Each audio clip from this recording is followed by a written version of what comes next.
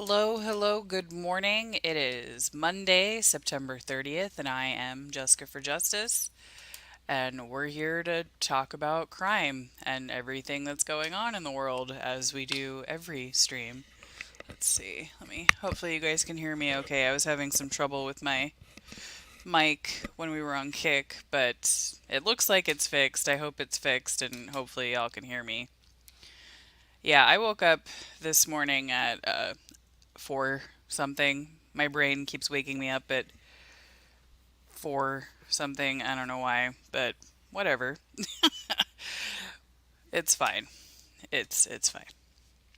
Anyway, so we do have I feel like I'm going to be saying this at every crime recap, but graphic content warning. There are some cases and discussions that may be disturbing for some viewers, and then I'm going to play my little fancy warning. This program contains subject matter and language that may be disturbing to some viewers. Viewer discretion is advised.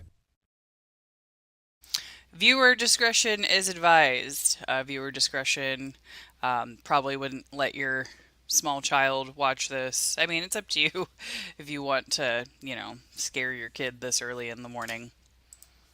You can tell her about Susan Smith and tell your kids, what happens to other children sometimes. Oh, good morning, Amanda. Let me type in the chat since you can't hear us.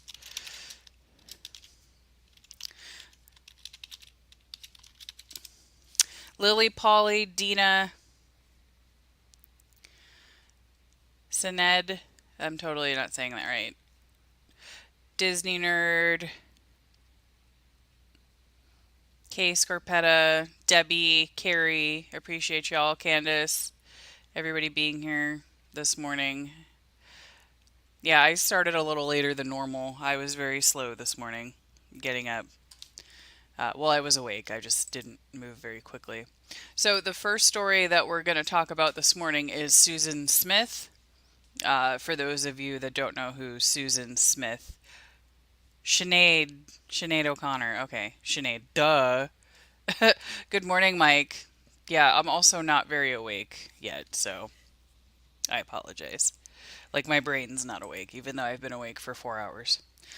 So, Susan Smith, for those of you that don't know who Susan Smith is or don't remember, uh, she is in prison and has been in prison for quite some time. She killed her 3-year-old and her 14-month-old sons in 1994.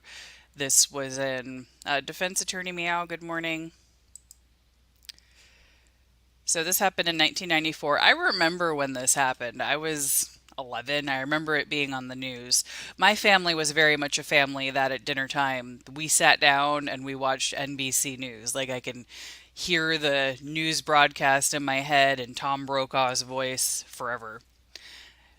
So she had made a false claim saying that a black man had stolen her car and took the kids in a carjacking. But it turned out that she dumped the car.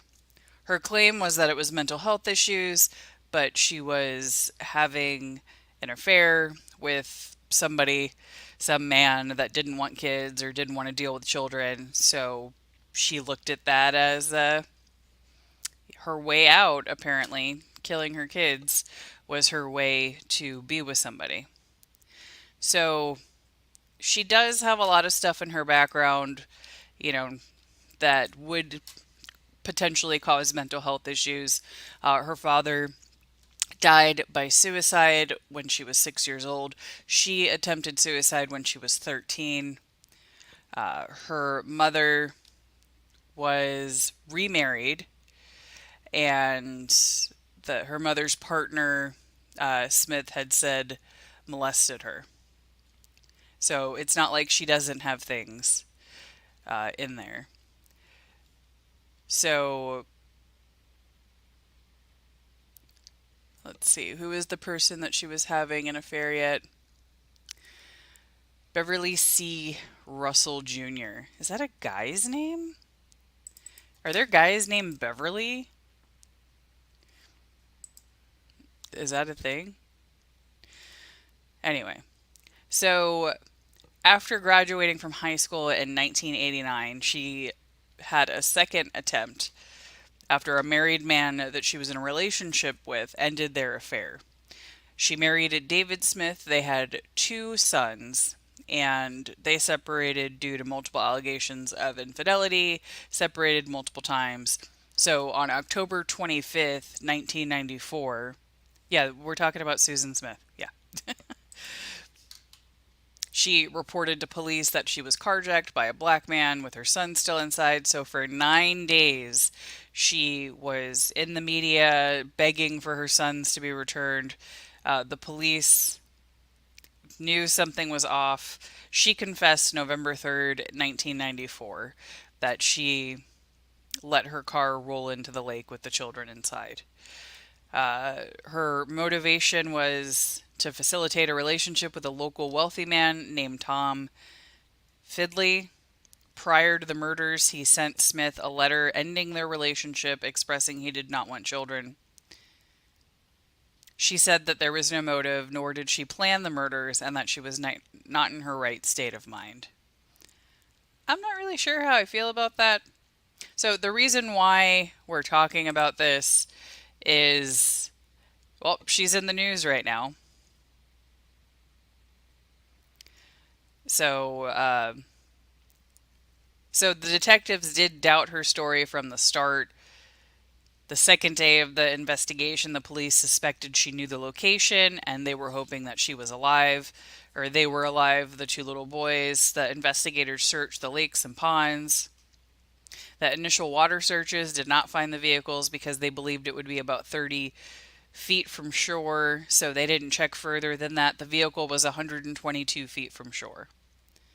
So she took a polygraph test 2 days after they went missing. And her description of the carjacking location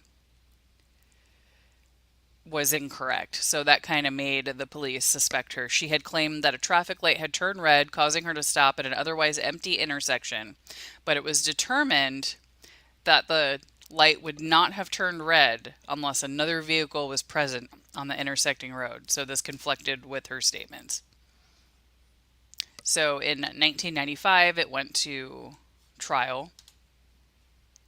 Her defense was that she was deeply troubled, experienced severe depression. The defense attorney is quoted saying, "This is not a case about evil. This is a case about despair and sadness." And, you know, we've seen other cases where mothers have killed their children, postpartum depression. I can't even think, but the woman that had, you know, like the bunch of children and drowned them, she had postpartum depression. Uh, so the defense's theory was that she drove to the edge of the lake to kill herself and her sons, but her body willed its way out of the car. I'm not really sure how her body just magically got out of the vehicle, apparently. So the prosecution said that she murdered her sons in order to start a new life with a former lover. I think that's what I believe. In this specific case, this is I believe that. Clearly, she did have some mental health issues, but I mean, yeah. So it only took the jury 2.5 hours to convict her. So the jury did not impose the death penalty, so she was sentenced to life in prison in 1995. The defense psychologist diagnosed her with dependent personality disorder and major depression. I have never heard of dependent personality disorder, characterized by pervasive psychological dependence on other people. Okay, that makes sense because she clearly always needed a man. Oh, so she got in trouble in 2000. Two correction officers, a lieutenant and a captain, were charged after having sex with her. She is eligible for parole November of this year 2024. So I'm just going to play a quick video about why she thinks she deserves parole.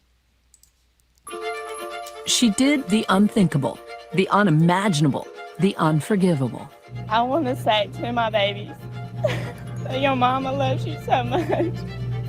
For a moment in time, Susan Smith had the entire nation hanging on her desperate pleas. But after days of television appearances, her deception revealed. Susan Smith has been arrested and will be charged with 2 counts of murder in connection with the deaths of her children. Now, 30 years after a jury convicted her and sent her to prison for life, the 52-year-old convict is getting her first chance at parole. Tonight, those who remember the case vividly telling us why she should not go free. The jury truly believed and chose to give her life, believing she would spend the rest of her life in prison, being remorseful, thinking about Michael and Alex. Even her ex-husband coming out in a rare television interview. She doesn't deserve to ever be free again. On October 25th, 1994, Susan reported what we now know was a fake story about how a black man with a gun carjacked her and drove off with her son still strapped into their car seats. I've been on the highway in this same area with my children at that exact same time. It's too close to your heart. The idea of a white woman accusing a black man of a crime where that man did not even exist. It's always the ability to kind of point to that boogeyman, point to that black man that committed the crime. Susan and her husband appeared together as a united front, David believing Susan's pleas. And your mom and dad are going to be right here waiting on you when you get home. I love you so much. To the public, it was compelling stuff. To the authorities, they had questions early on. Behind the scenes, law enforcement is focusing more on the discrepancies, and little by little, her story was unraveling. On November 3rd, 9 days after the boys went missing, investigators confronted Susan, and the 23-year-old confessed. Everyone down, please. I'm going to make a brief announcement. Susan Smith has been arrested and will be charged with 2 counts of murder in connection with the deaths of her children, Michael, 3, and Alexander, 14 months. I almost dropped to my knees. I mean, did he say kill? How could she have 2 children and do them like that? This was a stunning moment. The woman who's on TV calling for help, she's the one who did this? In her handwritten confession, Smith wrote that on the night of October 25th, she didn't want to live anymore. She detailed how she was in love with someone very much, but he didn't love her and never would. She says she decided to kill herself and her sons because she didn't want them to grow up without a mom. She drove to John DeLong Lake, got out of the car, put it in neutral, and let it roll down the boat ramp into the water with her boys inside. Tommy Pope is now a state representative in South Carolina. Back then, he was the lead prosecutor in the case. I tried a lot of horrible cases, but the media component just took everything you would normally have in a case and put it on steroids. For months, the focus of the nation was on this tiny town, hitting a fever pitch just days before the trial, when investigators reenacted the crime. At trial, prosecutors played that reenactment and heard testimony from one of the divers who described seeing a small hand against the car window at the bottom of the lake. The jury also heard from her ex-lover, Tom Findlay. You have someone saying, yeah, I was in this relationship with her and broke it off because I didn't want the responsibility of children. Now the finger's pointed directly at her. I think it gives her the intent. Susan Smith's main defense, her mental health. They focused a lot on her background, on what had happened to her as a child, being molested, being troubled, and tried to portray her as something other than a monster. The jury found Susan guilty after just 2 hours of deliberation. There was a tough psychological component going here. People didn't want to believe that a mother could do that. It made it tougher with the jury in that regard because you want to at least find a mental health reason. Fortunately, the jury came back with murder. When the sentencing decision came down in late July 1995, just moments ago, the jury of 9 men and 3 women decided that Susan Smith should spend the rest of her natural life in prison. now 52, Susan has been behind bars for more than half her life. Her records show details of misbehavior, including at least 3 instances of drug use. She was also sanctioned for mutilation. In 2015, 20 years after her son's murders, Susan wrote a letter to a local newspaper. She said, "I'm not the monster society thinks I am. I am far from it. Something went very wrong that night. I was not myself. I was a good mother and I loved my boys." She maintains that she had no motive and she was not in her right mind. That's an argument she can try with the parole board and hope that with today's better understanding of mental health and the impacts of sexual trauma, they may listen. From what we see of South Carolina so far in the year 2024, only 5% of people have been released on parole. So the chances of Susan Smith being released are that much smaller. We reached out to Susan Smith for comment, and she has yet to respond. She has reportedly been calling family and male friends, saying she's convinced she will be let out. Her ex-husband disagrees, recently speaking in a rare interview with Court TV. I'm going to do everything in my power to make sure you stay behind bars.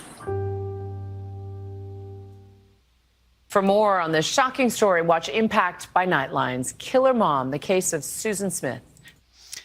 Oh, I didn't know that there was a documentary. Hopefully it's not like the Casey Anthony one.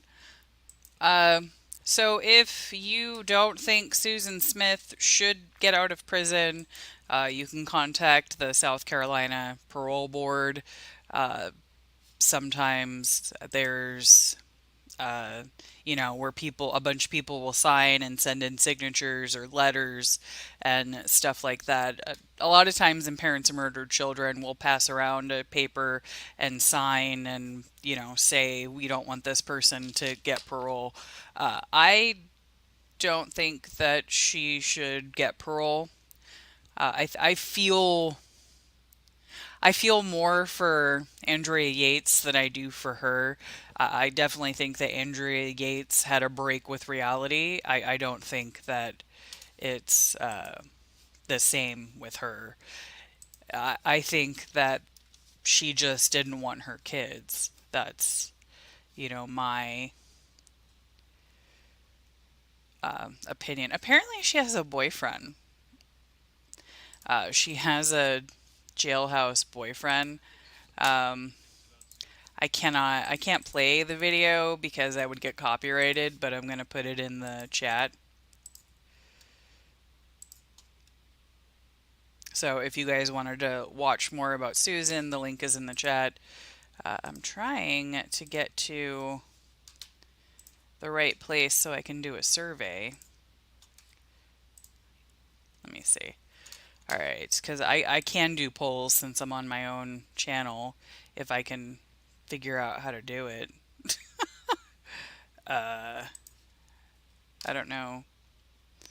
How do I do a poll? Here we go, start a poll. Should Susan Smith be paroled? Yes or no? Yay, I have a poll. There you go. I figured it out, and hopefully I spelled that right. All right. Moving on.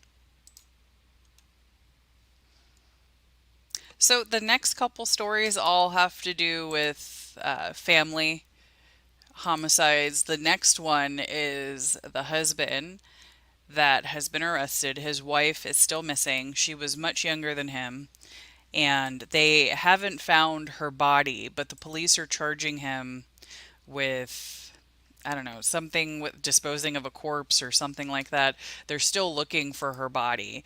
And then the story after that is a woman that murdered her husband over an affair, and then a father that drove off a cliff with his children in the car. He was also in the vehicle, but yeah, so those are the next couple stories. New evidence revealed in court. Yeah, so this was in Manassas, and it took a little while for the police to arrest him. I'm guessing that they had to link evidence. So the police presume that she's dead, Mathema. She was last seen the end of July, hasn't had any contact with her friends or family. So the police are revealing all the evidence in court, and I have an eyelash in my eye. Today in the case of missing Manassas Park mother Mamta Kafle Bhatt. Prosecutors laid out why they say her husband Naresh needs to stay in jail until his trial. 7 News' Christian Flores breaks down the new information, talking with a former prosecutor about what this means for both sides. I think we have to start with 2 words: bond denied. Yay! A brief moment of relief from friends of Mamta Kafle Bhatt. Say her name. Mamta. After a judge ruled her husband Naresh must stay in jail while awaiting trial. But that relief was undercut by the new details shared in court on Friday. It's been stated into evidence that she was murdered, dismembered, and disposed of like garbage. And I have news for you. She's not garbage. Prosecutors laid out evidence revealed for the first time. They say on July 30th and 31st, cameras captured Naresh dropping heavy-duty trash bags in different dumpsters and trash compactors around Northern Virginia while also buying knives. Then on August 1st, prosecutors say he went to a Loudoun County gas station to drop something in a clothing donation box, with police saying what he dropped off was a blood-stained bath mat. This location was also the last place Mamta's phone pinged. Prosecutors also say a canine cadaver dog detected a dead body in the primary bedroom and bathroom of the Bhatt's home. We've all wanted to know where Mamta was. When are we going to get her back? Where are we going to find her? Where we've been searching. And the truth is, we're not going to get her back. There's a lot of video evidence. There's a lot of geolocation evidence. They'll try to connect him with her body at the last cellular location. John Fishwick is a former prosecutor and tells 7 News this is all compelling evidence. And I'm sure the prosecution is looking at this on 2 levels. One, they're looking feverishly for that body, sadly. They hope they find it. But I think they're also expecting that they may not find the body between now and the trial. So I'm sure they'll be fully prepared to go forward with forensic evidence. During Friday's hearing, Naresh's lawyers repeatedly stated there's no evidence that Mamta is even dead. I think what the defense argument will be is, A, that there, at least so far, there's been nobody found, that they haven't found Mrs. Bhatt, and they do not know if she's alive or dead. They'll try to say on the other evidence that this is just normal. He went to dispose of some trash. He disposed of some towels. It's going to be uphill. The jury doesn't leave their common sense at the door. Christian Flores, 7 News. Christian, thank you. And 7 News has been staying on top of this investigation for weeks now. Just scan the QR code on your screen. It'll take you directly to all of our reporting on the 7 News YouTube page. We've kept up with every court date, new police search, and even talked with experts about this case. Yeah, very, very sad. I hope that they do find the body, and if not, I hope that a jury is smart enough to connect all the evidence. Kind of like the Lori Shaver trial. There was no direct proof it was her, but like we knew it was her. And thankfully the jury knew it was her.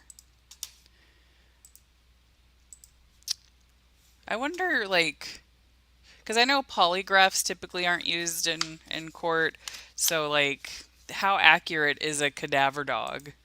I wonder. Yes, do people not realize you can get divorced? I fully agree, Virginia. Yeah, the family at least should be able to have a proper funeral. Let me see. Let me see if I can... I had read that there was a large age gap. I'm trying to... Bond denied. I'll have to look it in later. Because I don't want to... I think it was an arranged marriage, but I'm not completely sure, and I don't want to. Let's see. So she was only 27, so she was young. He was 53. So he was 53, she was 27, and her daughter turned 1 after she was missing. Because what mother would miss their child's first birthday? So they suspect that she was murdered on July 30th. And there is documentation that he was abusive. In February, she came to work with a bruise on her face. And then somebody offered a place to stay and resources. And initially, she had taken the offer, but then she said that she wanted to give her marriage a second chance, which isn't uncommon, sadly.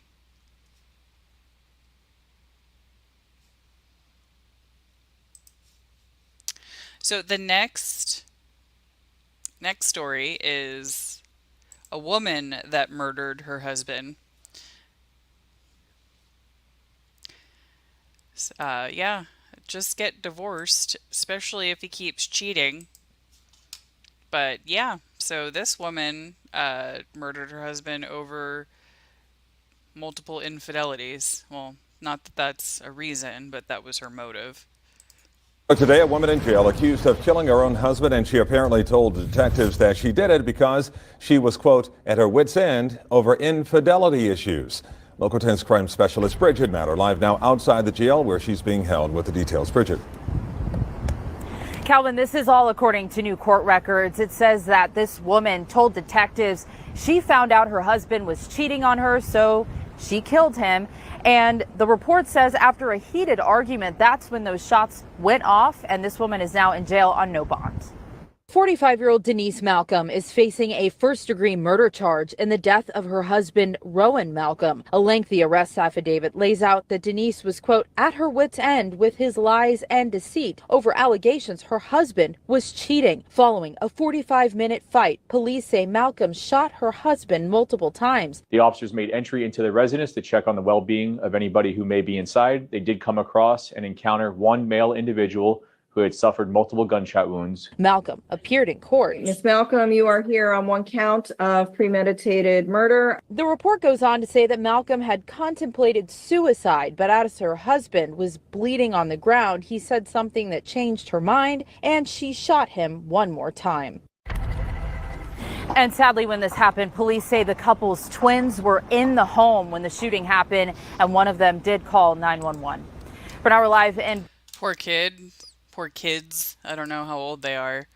I wonder what her husband said that she changed her mind of killing herself. That maybe we'll find out eventually. I don't know. All right. So the next story is a father that drove off a cliff with his children inside. I'm just eternally grateful that it's closure. It's true closure today. Closure after 4 years of waiting. A man is sentenced to 31 years in prison after he intentionally drove his truck off Sunset Cliffs with his toddler daughters inside. ABC 10 News reporter Ryan Hill was in the courtroom today with the end of this troubling trial. I'm thankful that Robert is taking responsibility for his wrongs and ready to serve his time.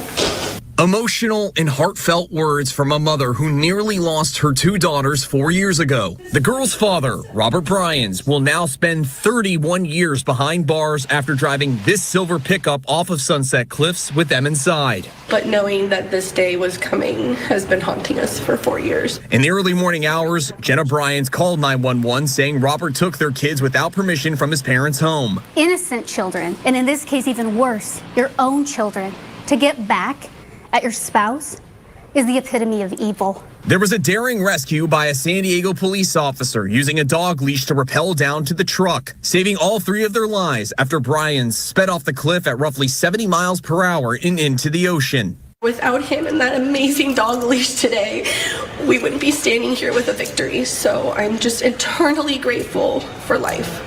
Jenna Bryan saying the sentencing brings closure. Not just for myself, but for my daughters, most of all. To know that their dad is taking responsibility for the horrific acts that he made that day and the choices that he's made. Even the choices for the last 4 years of dragging us through this miserable time. Ryan Hill, ABC 10 News. Robert Bryan's attorney saying he had no comment after the sentencing. He is also having to pay $20,000 in fines, and the judge will be signing a 10-year protective order for Bryan's daughters as a part of this sentencing. Well, the LA County District... So, like 10 years after he gets out? Or while he's in prison so he can't contact them? But yes, thank God those kids survived. And they're lucky that they all survived. That's pretty insane to drive off a cliff like that. You saw the truck that was pretty damaged. I need to look up what kind of truck that is. That's what kind of vehicle I need. If it can survive driving off of a cliff at 70 miles an hour, it can survive accidents on the highway, that's for sure. But yes, in this case, thank God that everybody was okay.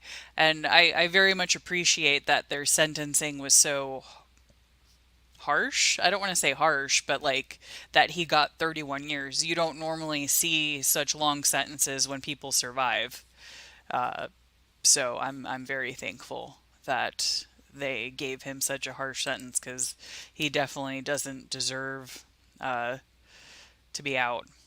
So in Southern California, a man that is accused of raping 11 women is facing the possibility of life in prison.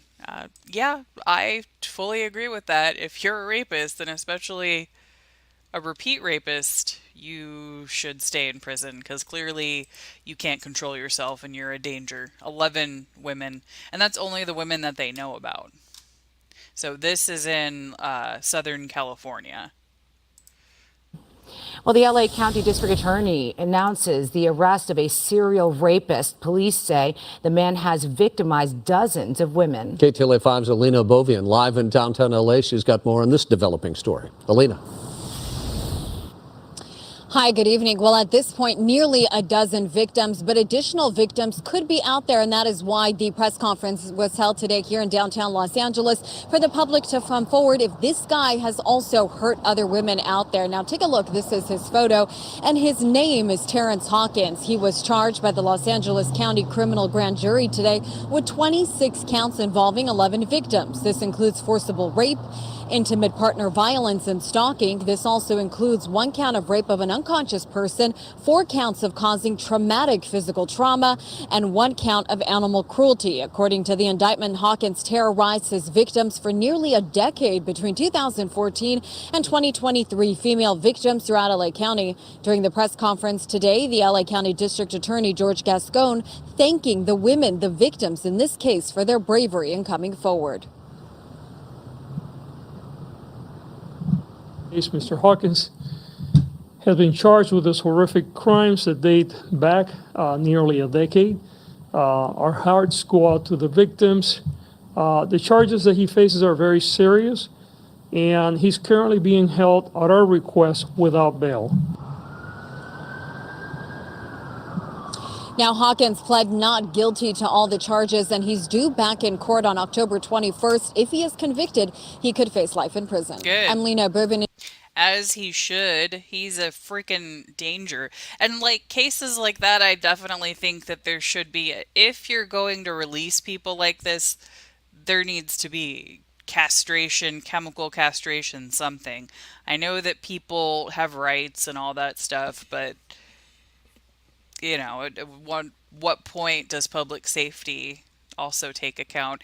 And Texas, we could learn some stuff from these other states. Keep hearing no bond, bond denied. That would be nice to happen in Harris County, but we can't, because it's part of the Constitution that everybody gets bond. So that needs to change in the next legislative session. So support your legislative sessions. Yeah, talking about his glasses. One of my friends has those glasses, and I told him they look like serial killer glasses, and he said that they were the free ones that he got uh, because he's broke, so he just went with those, and they were free. So maybe they're the free glasses. I don't know, but yeah. Anyway, so in Cleveland, a defendant spit on a prosecutor on his way to prison. I guess that's, he just wanted to spit. Some people, this is why some people need spit masks. I've seen a few cases recently of people spitting on other people. It's so gross. Yeah, the free glasses you get are the Dahmer glasses, apparently. But yeah, Cleveland, Ohio. Next story. Severe mental illness to the point that she left 50 plus voicemails in one day with the law firm. Severe mental illness to the point that she left 50 plus voicemails in one day with the law firm representing Preston, trying to say she loves him. He just spit. He just spit on the prosecuting attorney. Are you okay? Yes, I'm fine.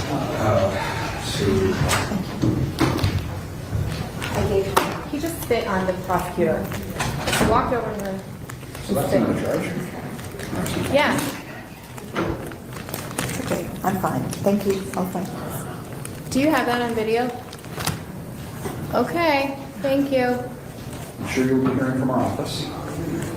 I have the exhibits and the sheets. Thank you. That I know we're going to have. Lisa, take a minute. The good news is the prosecutor, you heard her say to the judge she is okay. You heard the judge ask if our photographer got that on video. Of course we did. You saw it. There may be further consequences. That could be an additional charge. I know that's seems hard to understand, but you spit on a prosecutor, a judge. That can be a form of assault. Oh my God. We see the bailiff checking with the prosecutor there. Yeah. Okay. I thought it was very interesting they were allowing Preston to leave that direction. Normally, defendants, they walk around the other side of the table. You heard him saying, well, Something just happened to you. It's traumatic. I am traumatized just by being a witness in this. We can talk. You can have a minute to talk with Miss Julian any other day. Okay. This is not what you have to handle right now. Take a minute. Thank you, Your Honor. You're welcome.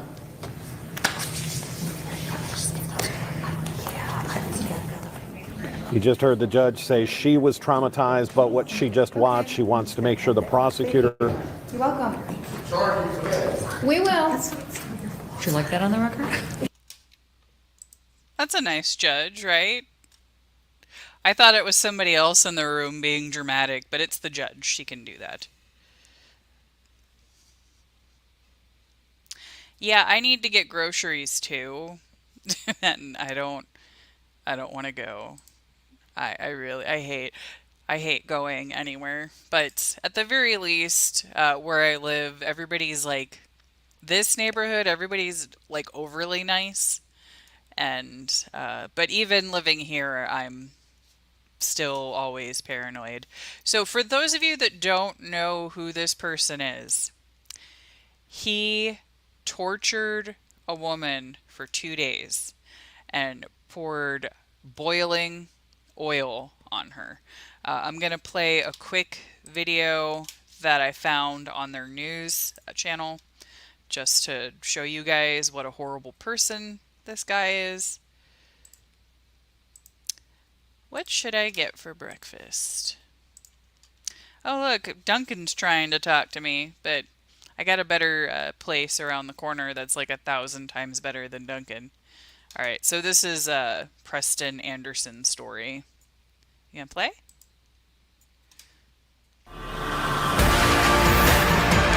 We got a commercial first.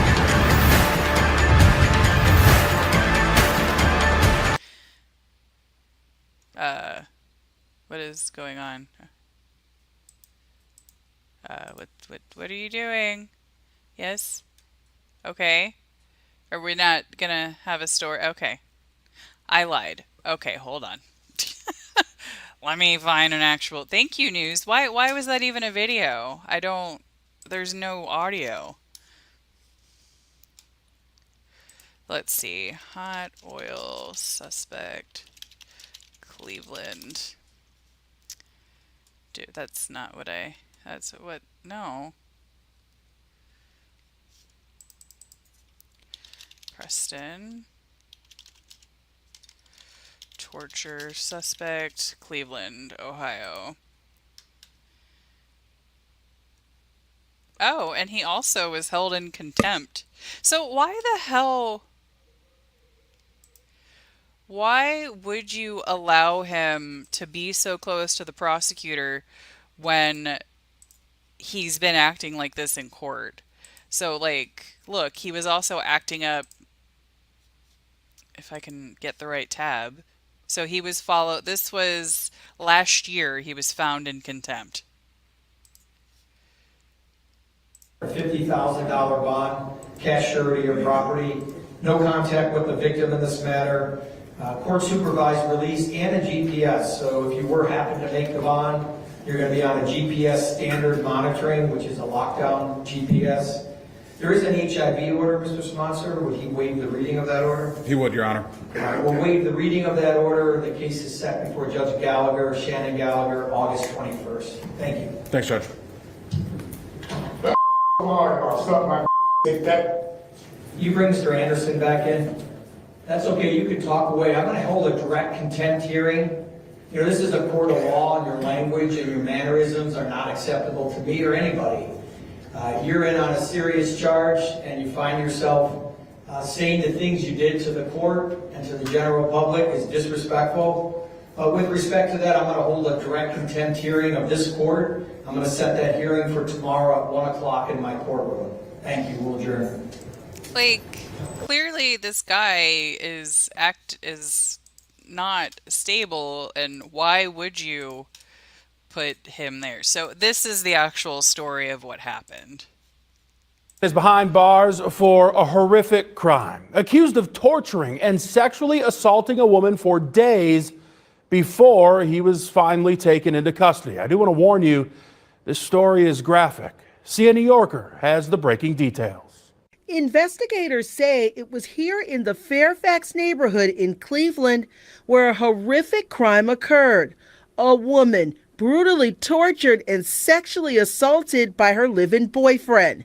Cleveland police say late last month they were called to the scene after the 41-year-old woman escaped. She told police that over the course of 2 days, the man poured boiling canola oil on her, burning her face and genitals after he brutally beat her and forced her to perform sex acts multiple times. She told investigators that the man did not allow her to eat, drink, or go to the bathroom, and that he strangled her. She got away by going to a security booth and hiding in a bathroom and was taken to the hospital while the man left the scene. Officers caught up to the man and arrested him. He's been identified as 39-year-old Preston Anderson. Investigators say Anderson has a lengthy criminal history that includes felonious assault and domestic violence. The woman is recuperating in the hospital, and the judge has granted her a temporary order of protection.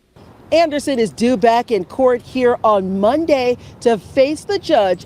Yeah, so he was sentenced to 6 years, but he just spit on the prosecution too, so maybe they'll add more time to it. Yeah, so he's just a problem all over the place.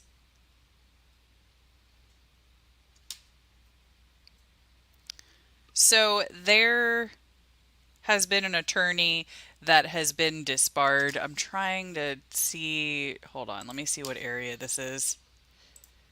Okay, so the district attorney, this is Colorado. So this is in Colorado where this attorney was disbarred for the way that she handled one of the state's most high profile case. Which that's terrifying. It's terrifying to think that a district attorney could handle something so terribly. And I honestly, I hate that it's political. I don't.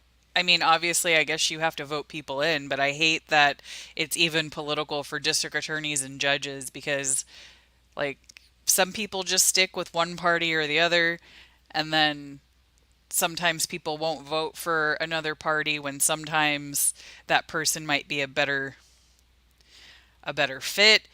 Uh, what's going on in Harris County right now, I think is terrifying. The district attorney that Harris County has did not win the nomination of her party, and I really think that she would have been the best choice. But I'm not going to get into politics, but I don't think the system should be this way, but there's a lot of stuff with the system that there shouldn't be. So anyway, Linda Stanley, Colorado, disbarred, bad. So we don't like her. Well, I don't know. Let's see what she did first. But if she handled a murder trial that bad, oh, I keep clicking around. Okay, sorry. The Republican district attorney who let a high-profile murder case unravel and then investigated the judge is now being disbarred. Linda Stanley will no longer be able to serve as DA for Chaffee, Fremont, Custer, and Park counties. 9 News reporter Janelle Finch joins us now. And Janelle, Stanley went from the center of a major case to losing her law license. That's right. Linda Stanley botched the murder case against Barry Morphew, then targeted the judge in the case. Morphew was accused of killing his missing wife, Suzanne, in 2020. The 83-page decision from a panel under the Colorado Supreme Court included several complaints for how Stanley handled herself in and out of the courtroom. My name is Linda Stanley. Linda Stanley is marking the end of her time as a district attorney with the potential end of her career. It's certainly a fall from grace. 9 News legal expert Scott Robinson says Stanley can't be jailed for unethical behavior, but disbarment is nearly as severe. The state's complaints accuses Stanley of misconduct while handling the murder case against Barry Morphew. If District Attorney Linda Stanley had only violated discovery rules and withheld exculpatory evidence, I don't think she would have been recommended for disbarment. The state says Stanley made inappropriate comments about the case to the media and launched a secret investigation into the presiding judge in retaliation for his rulings. We want to make sure that the people who are representing the state of Colorado in criminal cases are acting ethically. And the vast majority of prosecutors do just that. That's why it was really troublesome to learn about what Linda Stanley was accused of. The Colorado Supreme Court will make the ruling on Stanley's future. They are the final say. Attorney Iris Edon, who represented Morphew, hopes the disbarment sticks. In a statement to 9 News, she writes, "This was absolutely the right outcome. Linda Stanley will no longer be permitted to wield significant power as a prosecutor." Edon says this only came about after Stanley harmed many people and caused great damage. The Colorado District Attorney's Council says Stanley is still the acting DA as the disbarment won't take effect for another 35 days. During this time, she can still appeal the decision. If I won the lottery, I would totally go back to school and get my law degree just so I could be an expert and argue about this stuff. People, you've went to school, you've done all the schooling, spent all this money, and then you go and mess up your career to use power to investigate judges and stuff.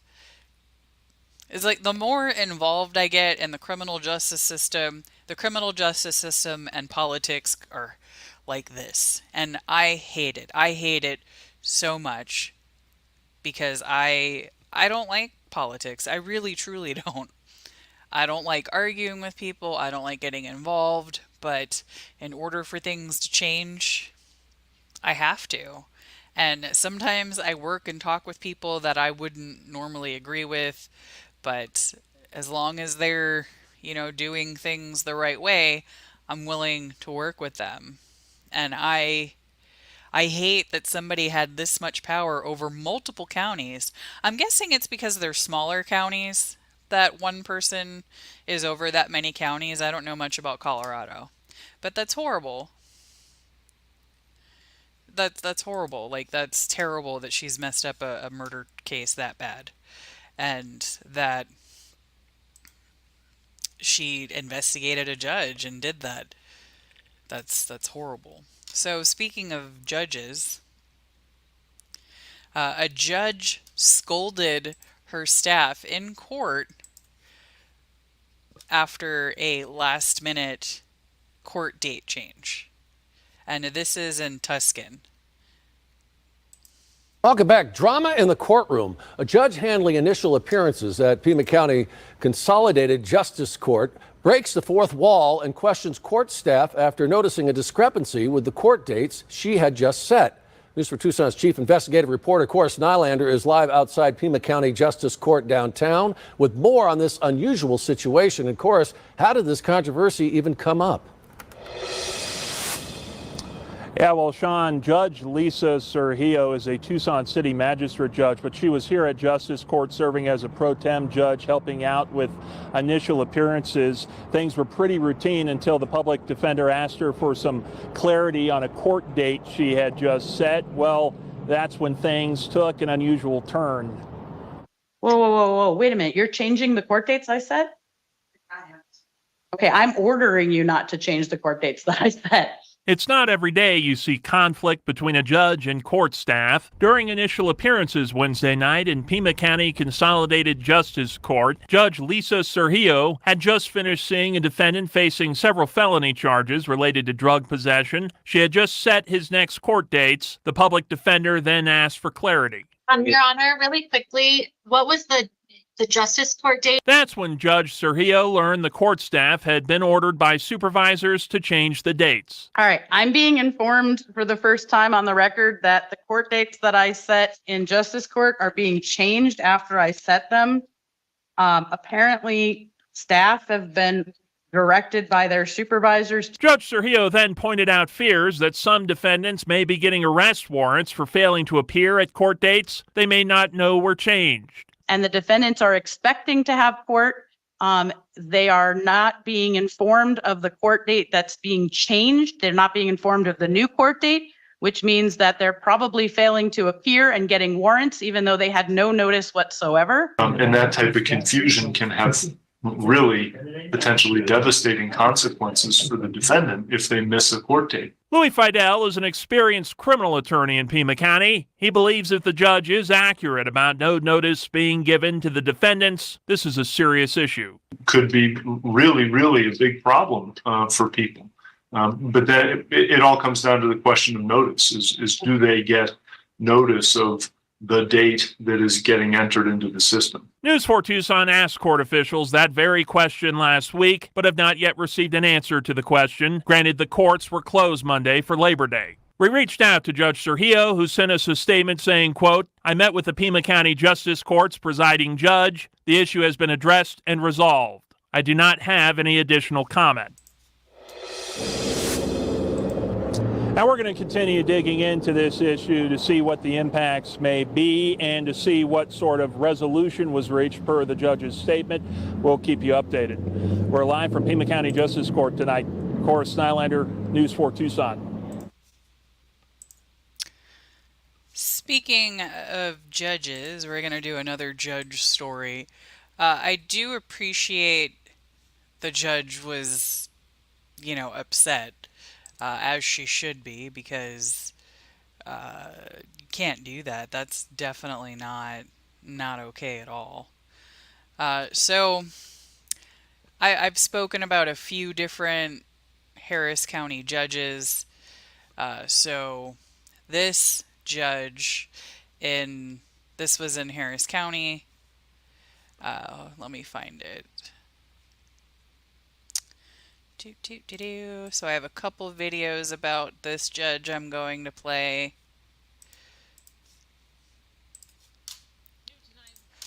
So we've spoken multiple times about Judge Frank Aguilar.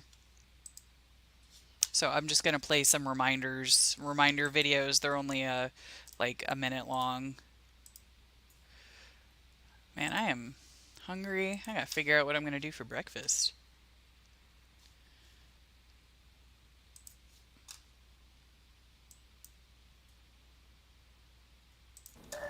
New tonight, we're hearing the police radio traffic as officers responded to an alleged assault involving a Harris County judge. The female caller advising Hispanic male and Judge Frank just assaulted her. Early Sunday morning, Galveston police arrested Judge Frank Aguilar for domestic violence at his home on the island during a party. According to court records, Aguilar hit a woman in the face, then held her down, putting his foot on her neck. Aguilar bailed out of the Galveston County Jail, but he was not at work today at the Harris County Courthouse, where he is overseeing high-profile cases, including that a former HPD officer involved in a botched drug.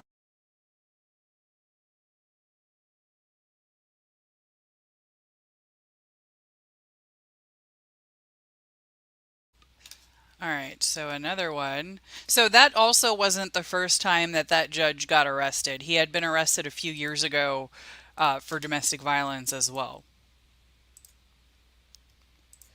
And he only stepped down when he was forced to. Against a Harris County judge who was arrested last year in Galveston. Judge Frank Aguilar had been charged with assault causing bodily injury to a family member. In the motion to dismiss today, the Galveston DA's office said probable cause exists, but there is insufficient evidence to prove the case beyond a reasonable doubt.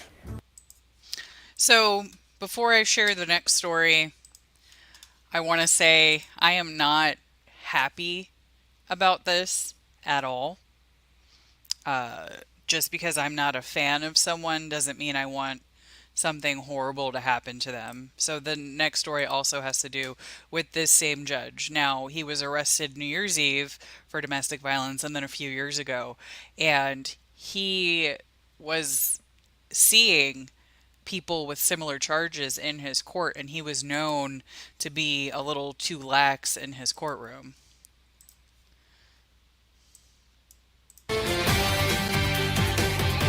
All right, thank you so much. Well, now to this. Harris County Criminal Court Judge Frank Aguilar is killed in a car crash on Houston's South Side. This after striking a utility pole with his truck. It happened around 4:30 p.m. on Sunday on Highway 288, the South Freeway at Holly Hall Road. Now, police say they found him inside his truck and took him to a local trauma center, but he was later pronounced dead. Police also say a passenger in the car was injured. Aguilar oversaw the 228th Criminal District Court. The investigation into the cause of his death continues. So he was killed in a car crash yesterday. I don't wish death on anybody. I don't at all. I'm glad that he will no longer be presiding over Harris County courts, but I would have preferred him to have been, kicked out or disbarred or whatever. And this was a one-car accident. This was after, I think, a Texans game, so this was him leaving a sports event, and then he hit a utility pole. I've heard rumors that he could have been intoxicated. I don't know. I don't know who the passenger is. I got a bunch of text messages last night about this at 10:30 p.m. Letting me know. But yeah, I don't wish death upon anybody. But this judge has been very known in Harris County. And he didn't just assault his ex-girlfriend. He stood on her neck. He literally stood on her neck. If you look him up on Law and Crime, it goes into it a bunch more. But again, I don't wish death on anybody. But yeah, just letting y'all know he's gone now. So, did you guys know that people steal taillights now? I don't know if he did it on purpose. If I had to do like my little conspiracy theory of what happened, I think that he was likely intoxicated leaving the sports event or maybe it was his girlfriend that was in the vehicle, because this is a woman that he's been with for a while. Maybe they got into an argument and he reacted to the argument by hitting the utility pole. I don't know. There's so many things, and I guess we'll find out. The passenger is still alive from what I've heard now. But yeah, so people steal taillights now. Some of the vehicles that are having things stolen, Toyotas are getting their wheels stolen, the rims that are there. That's kind of common. But in San Antonio, they had a ring of people that were stealing taillights. I'm going to see if it lets us know which taillights, because I'm assuming there's some that are more desirable than others. But yeah, it seems this haircut that these guys have in the mugshot is so popular right now. And yeah, it's just a lot of them have this haircut.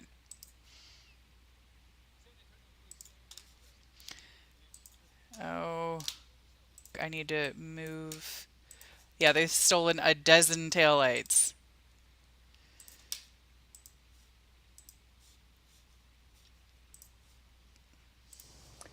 San Antonio police say they've arrested 2 men in connection with the theft of a dozen taillights. As KENS 5 reporter Mike Jimenez explains, officers say they're seeing an uptick in this crime. The theft of taillights is a crime that has been plaguing the community, with police warning it is happening across the city. It was on July 10th when San Antonio police say 22-year-old Leonard Hernandez and 24-year-old Isaac Camacho were caught on home surveillance video stealing taillights from a pickup truck on the south side. In the video, investigators say they were able to identify the license plate of Hernandez's Jeep that police say was used during the theft. Camacho acted as the lookout while Hernandez stole the taillights. Stolen taillights are becoming a trend. Earlier this week, we told you about multiple thefts across the city. San Antonio police are warning of an uptick in taillight thefts. I looked out my window and the lights are gone. Lisa and George Haggerton were recent victims of taillight thefts at a Northside hotel, not once but twice. The second theft happened after the hotel gave them a free night because of the first theft. The truck that was parked right behind my truck, it was a white Ford Raptor. They had stolen his taillights. On July 26, San Antonio police say Hernandez was captured again on video stealing taillights, this time on the east side and the south side at the Mission del Lago subdivision. Police say they were able to identify Hernandez's Jeep because the entrance of the subdivision has a flock video system which records vehicles coming in and out of the subdivision. Later that day, police say they were able to track Hernandez to his home and began watching his house. When Hernandez left to go to a gas station, police pulled him over, and Camacho was also in the Jeep. Police say they found a gun, drugs, and a dozen taillights in the Jeep. Police say the taillights were valued at $4,000. Hernandez and Camacho are facing property theft charges. I assumed it was probably pickup trucks or something. So those haircuts are known as the Edgar haircut. It is like a traditional, like older kind of haircut that was done like back in the day, like long time ago. Like, yeah, it's I don't even know how to say it. It's like some native haircut from Mexico or something like that. But it's gotten very popular in the last few years. And I've seen it a lot. It's very common in the younger Latino community. So that's in the, they have a whole Wikipedia page about it. So some associate the haircut with gangster culture. One restaurant owner in San Antonio has banned the Edgar haircut. Let me see. I love Wikipedia. Oh, I can't read what it is. They also call it there's a broccoli cut too. No, thank you. No, thank you. Well, bowl cuts are a little bit longer. The Edgar haircut is a bit higher up. But yeah. Because bowl cuts, you put a bowl on your head and cut it around. These ones are a little shorter. But anyway, have you ever had an issue with a neighbor? Have you fought with your neighbor about anything? If it reached a certain point, would you run your neighbor over? Well, a woman in the San Antonio area decided to end a feud by running over her neighbor.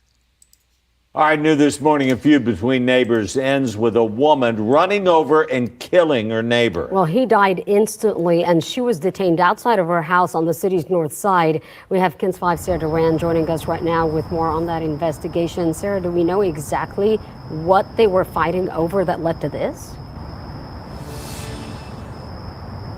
Sarah, so police did not say what their feud was over, but they did learn that these two people have been fighting and for years. Then, Sarah, this morning things turned very violent on the street where they live. Now, this all happened several hours ago, about 1:45 on Putman Farm Street. That's northwest side. Police say things got so heated between the two, the woman got into her car and ran over her neighbor, killing him. He died in the driveway across the street from her house, and police were called to the scene. They detained the woman for questioning, and they tell us this morning she will likely face a murder charge as a result. Now, as for the victim, he was not identified at the scene by police, but of course, once we get more information on who he is and what exactly happened here, we'll be sure to pass that along. Yeah, I'm curious what this feud has been going on for the last few years. I mean, I've definitely not liked some of my neighbors, but I just ignore them. I only have one neighbor to the side of me, and then I have my neighbor in the back, and then like diagonally there's nothing and there's a park. My neighbors to the left of me are not the nicest people, but we don't really interact often, so it's fine. The only issue we had was them parking partially blocking our driveway, but yeah, other than that it's fine. We were able to get them to move. So, alright, I am moving something down. Alrighty. Let's see, where was I? So, road rage shootings have been a huge issue in the country, especially in Harris County. Harris County has had a lot of issues with road rage shootings. There was a road rage shooting yesterday on the Katy Freeway. A 19-year-old was on the way to go pick up his girlfriend. So they are looking for the suspect. Right now at 10 o'clock, a family is begging for answers after a 19-year-old boy is shot and killed in an apparent road rage shooting. Good evening, everyone, and thank you so much for joining us tonight. I'm Bill Spencer, and the shooter in this case is tonight, right now, on the run after killing young Cody Johnson. The Harris County Sheriff's Office says it all happened in Katy, on the Katy feeder road, that is, just west of 99 near Memorial Hermann Hospital.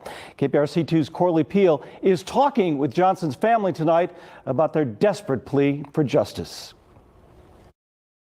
Cody Johnson's parents have no idea how this could happen to their son. Right now, the shooter who killed Johnson here near the Katy Freeway is a mystery. No name or description. His family says they just want answers. What can you tell me about Cody? Cody loved life. He was an athlete. He was a go-getter. He was always trying to make people laugh. He would make you laugh till your sides hurt. He would challenge you in ways that you never thought you'd be challenged. One of Cody Johnson's biggest passions, motorcycles and cars. Specifically, his 2011 black Camaro with gold rims. That's an understatement. Yeah. Cody has been passionate about cars and vehicles since he was a toddler. The recent Ridgepoint High graduate was excited about starting a brand new job this week. He talked to his parents about it on Friday. In fact, he said it was one of his best days he's been having. He was so happy. That same day, their entire world changed. Harris County Sheriff deputies say Johnson was killed in a possible road rage shooting. He did not deserve this. Johnson left his house in Missouri City around 7 p.m. and was on his way to pick up his girlfriend and Katie. It's unclear exactly how that shooting unfolded, but detectives say someone opened fire at Johnson here near the Katy Freeway Service Road, just west of 99. Deputies found Johnson's beloved Camaro in park. He was outside the car, unresponsive with multiple gunshot wounds. He died at the hospital. The shooter is nowhere to be found. And we need answers. It was one of the lights of the world that you don't see often. And the world lost an incredible kid. Just asking you as his mom, just justice for my baby, and just if anybody knows anything, he was the best kid. Crime Stoppers is now offering an up to $5,000 reward for any information that can lead to an arrest in Cody Johnson's murder. You can remain completely anonymous if you contact Crime Stoppers. You can also contact the Harris County Sheriff's Office if you have any information. We have those details on our website at click2houston.com. In Katy, Corley. That's so sad. I definitely recommend everyone get dash cams just in case. In this day and age, unfortunately, we need dash cams. And God forbid something happens, then there's proof of something. You can get a cheap dash cam on Amazon. I got one that was like $50. It's not the best, but it's better than nothing. I know Ring now makes dash cams that have a front and a back and like motion detection and all that. There's all sorts of different kinds of cameras that will record, when your vehicle's in motion and when it's not. I'm hoping that someone somewhere saw something and will come forward, or at least KPRC. Call Crime Stoppers. So a pregnant woman was assaulted in Austin and ended up who's spending $100,000 on a truck and not putting it in a garage. You'd be surprised. You would be surprised. Where I live, almost nobody puts their, garages are only so tall, and a lot of times those trucks are bigger than the garage. The majority of the trucks I see in my neighborhood are parked either in the street or in the driveway. They don't fit in the garage because they're too high. And some people have them lifted and all that. Yeah, it's pretty common for those vehicles to be out, unfortunately.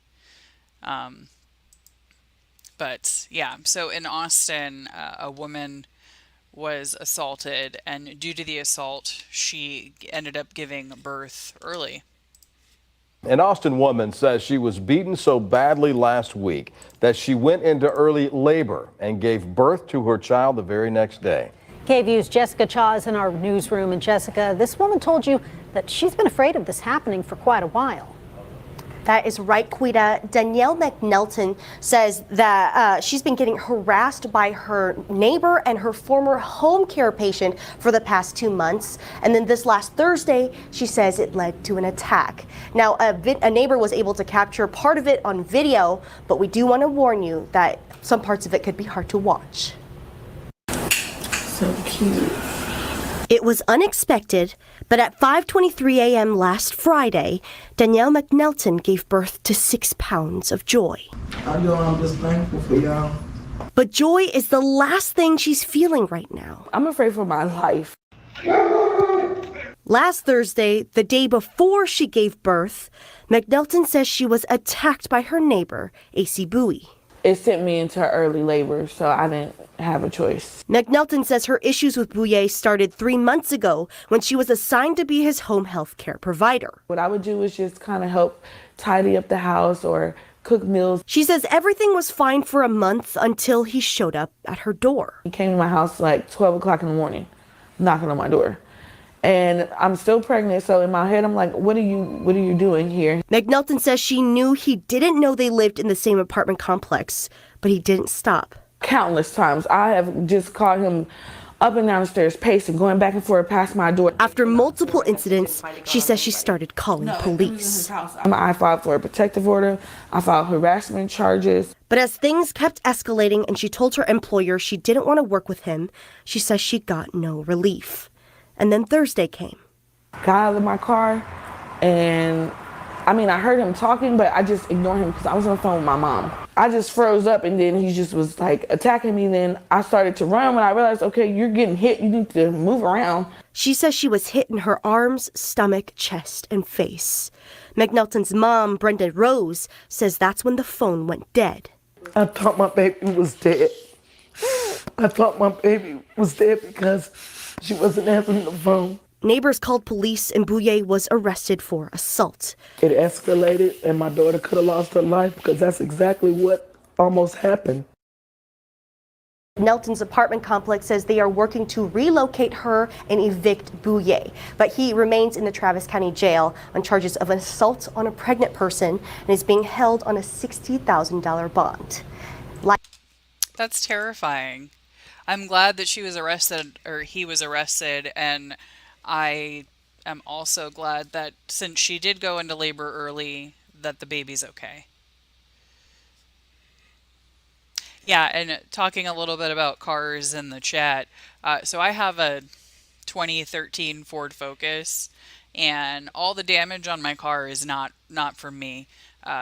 Somebody hit my car. We had assigned parking spots, and like somebody hit my car one day, put a dent in the door, and I didn't really notice because I hadn't been going places that much. This was during the pandemic. It took me a while to notice, so there wasn't really anything I could do. It could have been somebody turning around or whatever.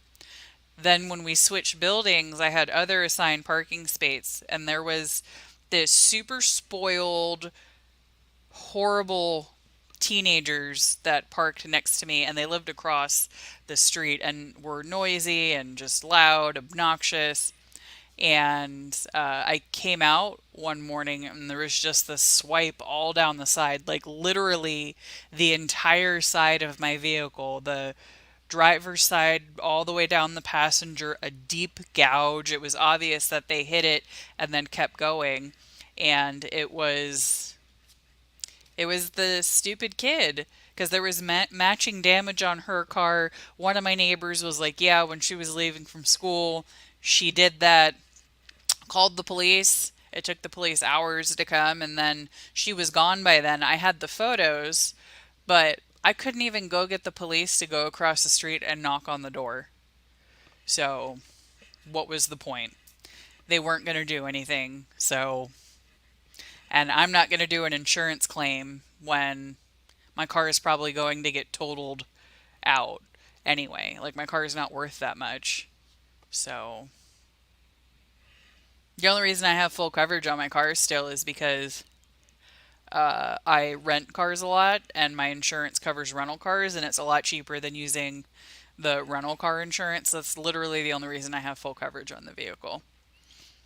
Because it's also a 2013 Ford Focus, like 2012 to 2016 Focuses and Fiestas have like all these issues and recalls, and my transmission's going to die eventually. Like, I've had 2 mechanics refuse to work on it. So I rent cars when I need to go longer distance because it's cheaper than buying a car. Like, I was, for a while when my car was parked on the street, I was like hoping somebody would steal it, but even car thieves know that they don't want my car. But anyway, back to the story. I'm very happy that she's okay, and I hope the complex is able to relocate her soon.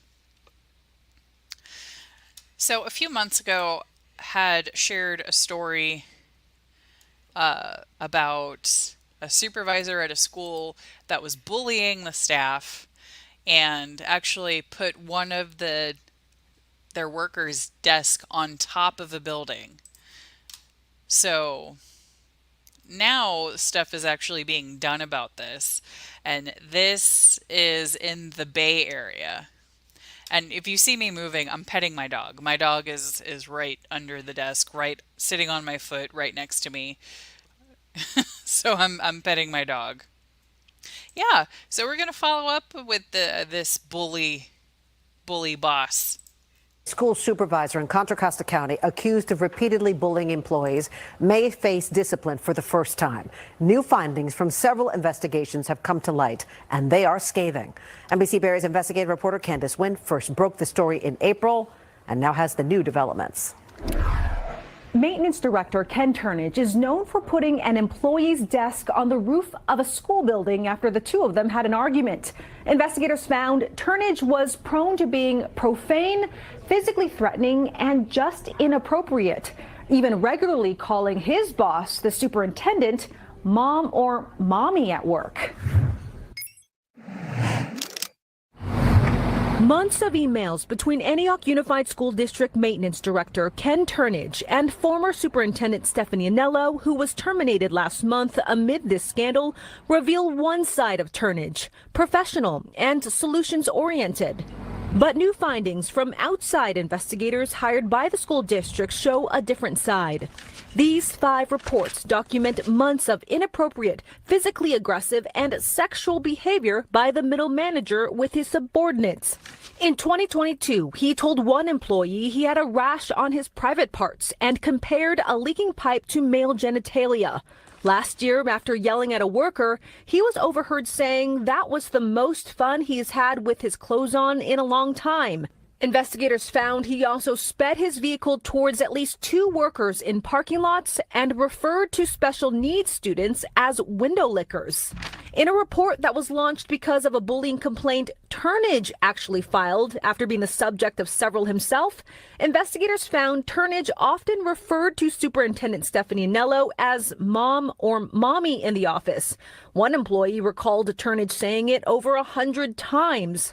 A separate investigator said Turnage openly talked about his friendship with Anello and her husband, Antioch's former police chief, and the statements led employees to reasonably believe Turnage was beyond reproach due to his connections with the superintendent. And I would see pictures every weekend of them golfing together, going to barbecues together. Antioch School's maintenance worker Mike Garrett is coming forward for the first time, corroborating claims made by his colleagues who spoke with us earlier. Garrett was one of the employees who moved coworker Jim Kesser's desk to a roof last year after Turnage told him to. Investigators confirmed Garrett told Turnage this display would not be funny, and that Turnage replied, "I don't care who you are, this is funny." Jim knows I'm sorry about that.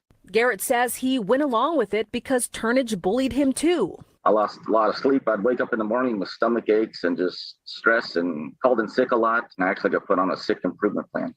I got bullied and harassed, and then I got punished for the way I was trying to get out of it. Investigative reporter Candace Wynn joins us now with this exclusive story. The investigative unit broke the story of this boss bullying scandal in April. The district had determined the desk incident was not bullying, calling it a prank. We reached out to Turnage for his side by calling and texting. He hasn't responded.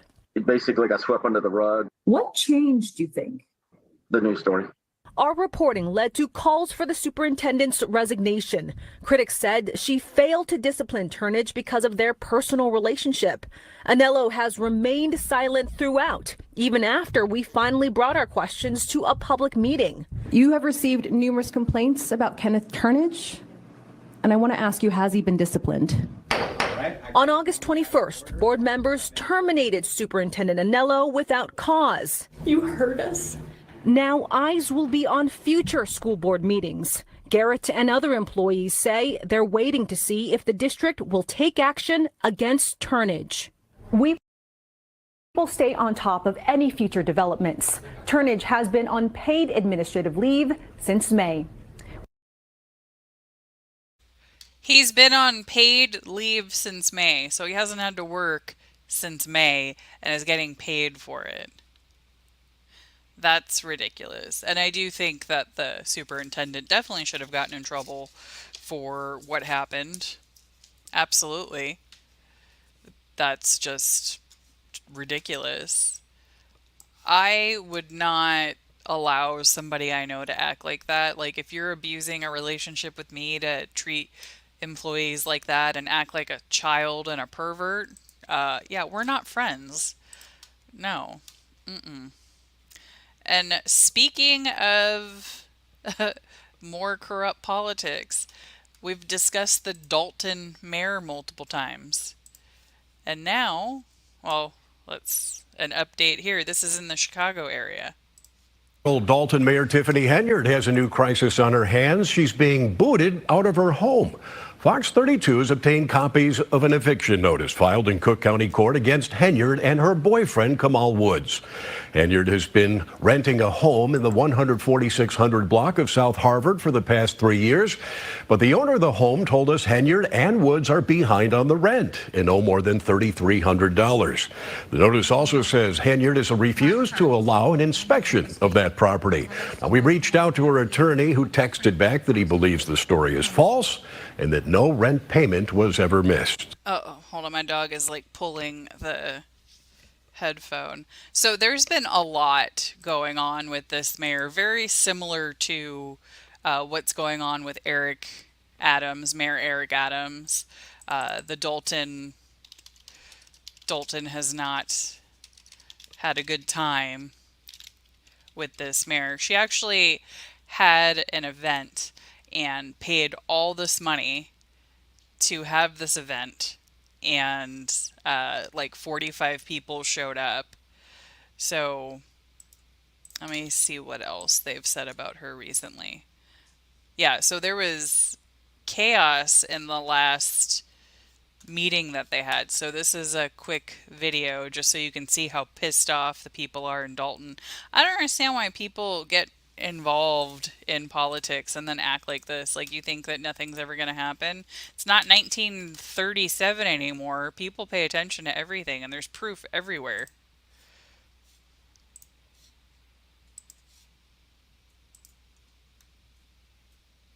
Some things are better done by someone else. Yes, Fiverr Martha. offers freelancers who take AI to the next. Chaos breaking out at Dalton, Illinois village meetings as trustees vote to reinstate former Chicago Mayor Lori Lightfoot's investigation into Mayor Tiffany Henyard. Residents calling for Henyard to be arrested, accusing her of corruption. You're not going to understand until they put those cuffs on you. You're not going to understand it. You don't care. But baby, they on to you. You guys are following fiction, a made-up story. It is a smear campaign going on right now. Boy, this is still going on. Henyard is accused of using village funds as her own personal piggy bank. Yeah, so I'm pretty sure she's going to be the next mayor indicted because she used a lot of funding for herself, but apparently she can't pay her rent. And a Harris County case that just finished, you may have seen, this was in the news a few years ago, that there was a police officer that just made up this whole scenario and did a drug bust into somebody's home that wasn't even, they weren't selling drugs, they weren't doing anything, and the people that lived there lost their lives. And this case was connected to the judge that was just killed too.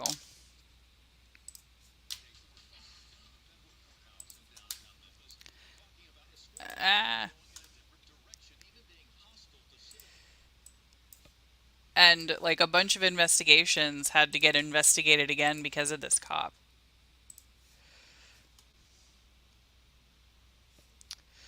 Oh wait, that's not the right video. Well, never mind. I will find that video. There's something else. So this is the next story. So let me find the one about the failed raid. I'll find that and then I'll show you that too.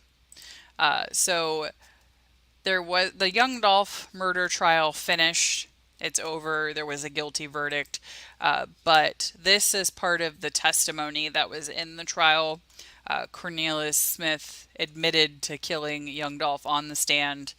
They don't show people's faces in this trial, so it's just going to be like his shirt. Say y'all. Yeah, it is us right there. Stop it here. It's me. Can you stop it? All right. We're gonna back up. I wanted to, Yeah, back up a little bit. All right. First guy out of the car, who's that? It's me. That's you? Which one of the guns do you have? I got the little Draco stairs going. Okay, that's that semi-automatic weapon, is that right? Yeah. You ever shot that thing before? Nah, I ain't never shot one of them. Okay. You can proceed, Iris.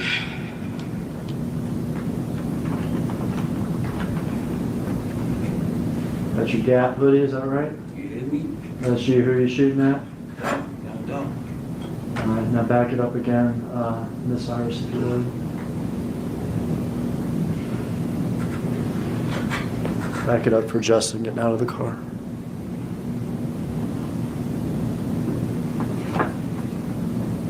All right, who's the second person here that got out of the driver's side? It just, He's got the smaller handgun, is that right?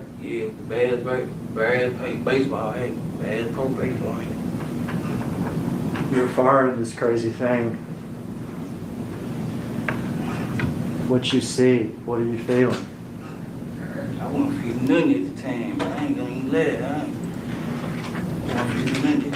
What's really scary about this is that the weapon that you see here with the person in the front, that is what you're seeing on the streets more and more. This is something that is being used more and more. The police typically call them long guns. But yeah. Out here, you know, trying to get some money. Trying to get some money? Bet you probably would have wasted on oxycodone and ecstasy.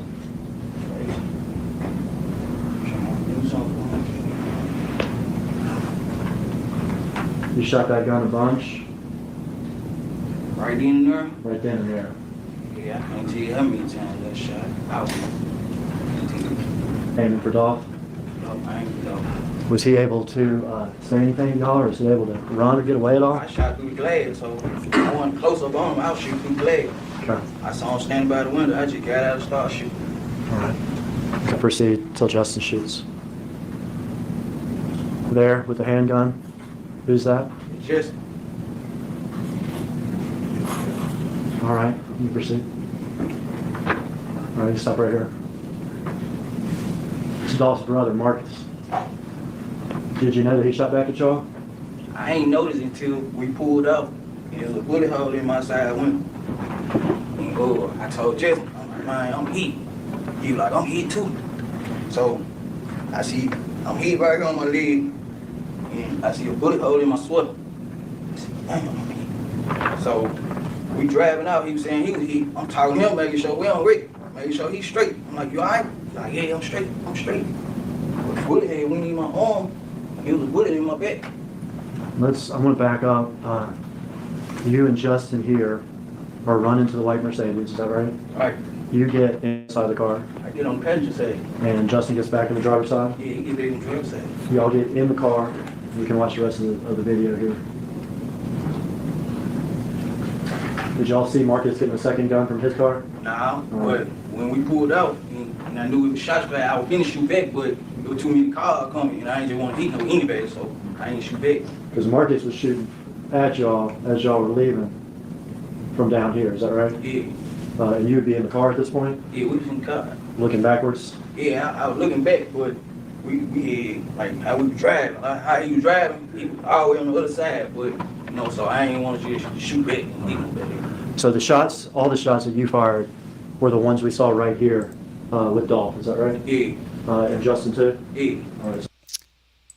So, yes, Christy or Mercedes, luxury vehicles are used a lot in crime. I know somebody that was robbed by somebody in a Mercedes. They just ran up and pulled a gun on them at Walmart and stole their stuff. You can't trust any vehicle that pulls up on you, no matter what it is, because people steal them or they're stupid enough to use their own vehicles in these crimes. I'm glad young Dolph's brother was able to hit them. Shame it didn't do worse. It's really, really sad. Let me see this. I don't need this one. So, I don't know if you guys know who Larry Hoover is.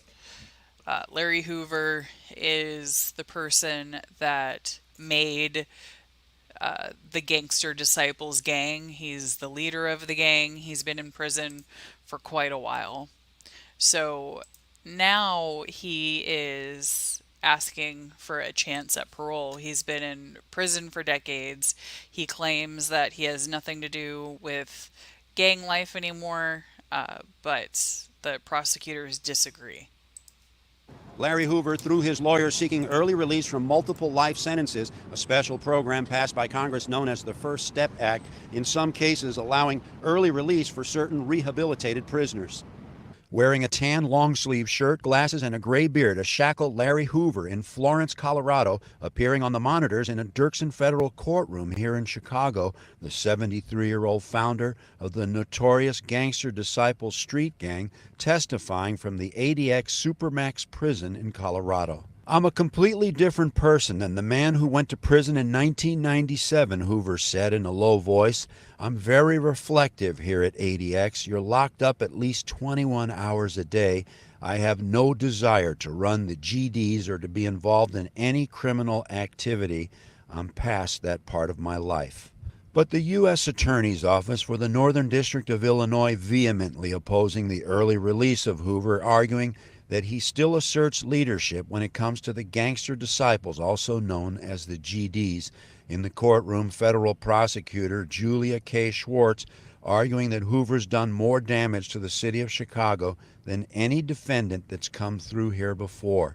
In today's government filing, the United States of America versus Larry Hoover, a.k.a. the chairman and the king, the feds arguing, quote, Hoover has well earned his life sentence, and he is not the type of defendant Congress intended to benefit in enacting the First Step Act. Indeed, if he were sentenced today, Hoover would receive the same mandatory life sentence. But after today's hearing, Larry Hoover's loved ones and attorneys, along with many supporters, arguing that Hoover is a changed man and can do much good if he's released. It was good to hear his voice. It sounds like, to me, he was a bit nervous.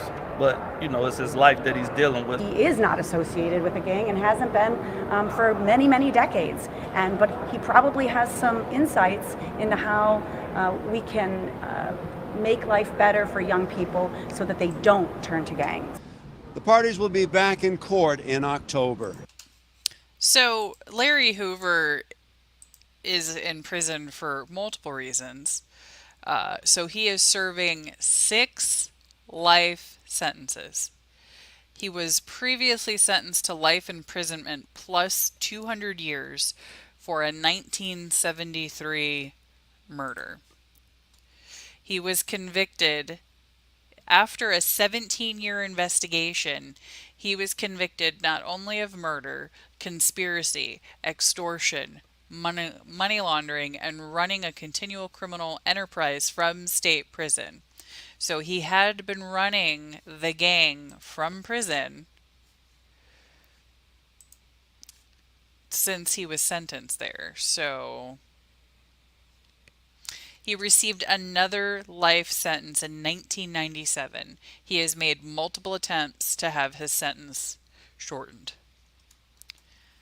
Let's see. So he does have multiple children.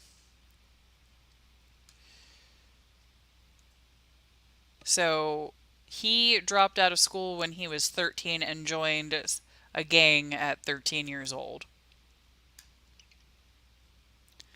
So yeah, he's done a lot. And the Black Gangster Disciples and Folk Nation Gangster Disciples, they've had some beef. So there's kids nowadays that are fighting each other because of this beef from 30 years ago.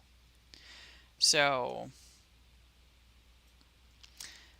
in July of 2022, he has started making claims that he is no longer involved with the gang.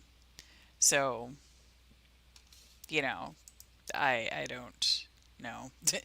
Just because he's old, I don't know that, you know, he deserves to be out, especially with that many charges. But there's that show, Gang Life or whatever, I can't remember what the show is that goes over gangs. You can find the Gangster Disciple episode if you want to learn more about Larry Hoover and all that stuff. But yeah, we'll see if he ends up getting out. So a couple went to visit Las Vegas, and did he age out?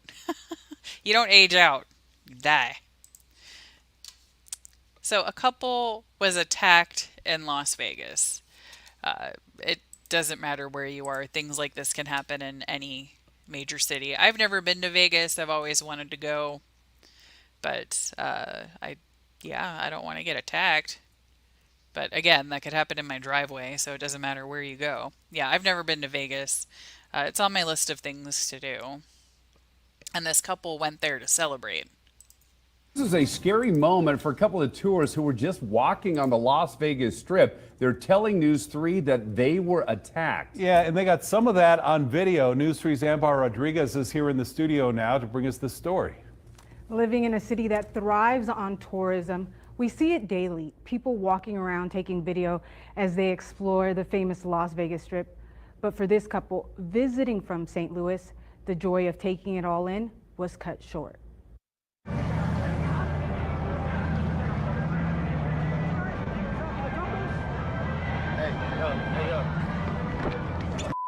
Recording nobody, homeboy. Who the you are, dog? Touch me? Who the you think you are, homeboy? Don't put your camera in motherfuckers' faces like that, dog. You know you're at. Don't put your camera in nobody's face. The Stonebargers visiting Las Vegas to celebrate their upcoming 6th wedding anniversary. Instead, they spent their time in shock after they say they were attacked on the Strip. It just doesn't make any sense. We're in Las Vegas Boulevard. Like, cameras are everywhere. You see people using cameras right now. Hey,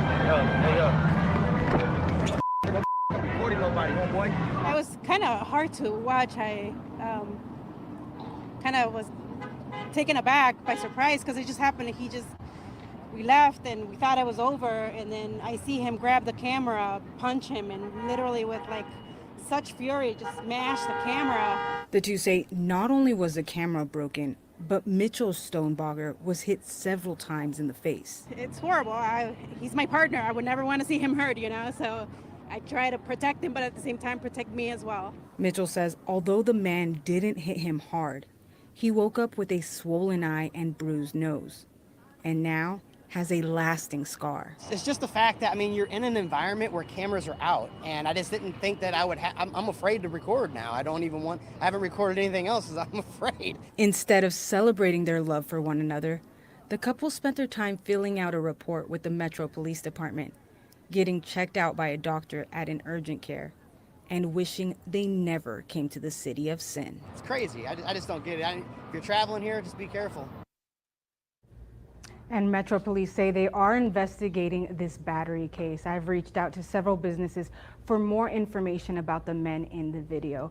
For now, the Stonebargers say they are not sure if they will ever visit again, and they want the suspects held accountable. Yeah, people record everywhere. There's Las Vegas and other areas. Like if you walk in Ocean Drive in Miami Beach, there's a lot of people that will try to hand out cards, promote businesses, go into clubs.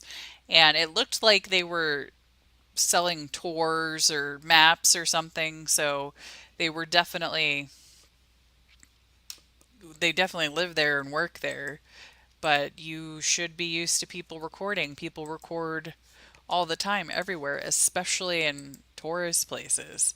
So a little concerning that you have that short of a fuse. So an operation led by U.S. Marshals brought 32 missing kids home.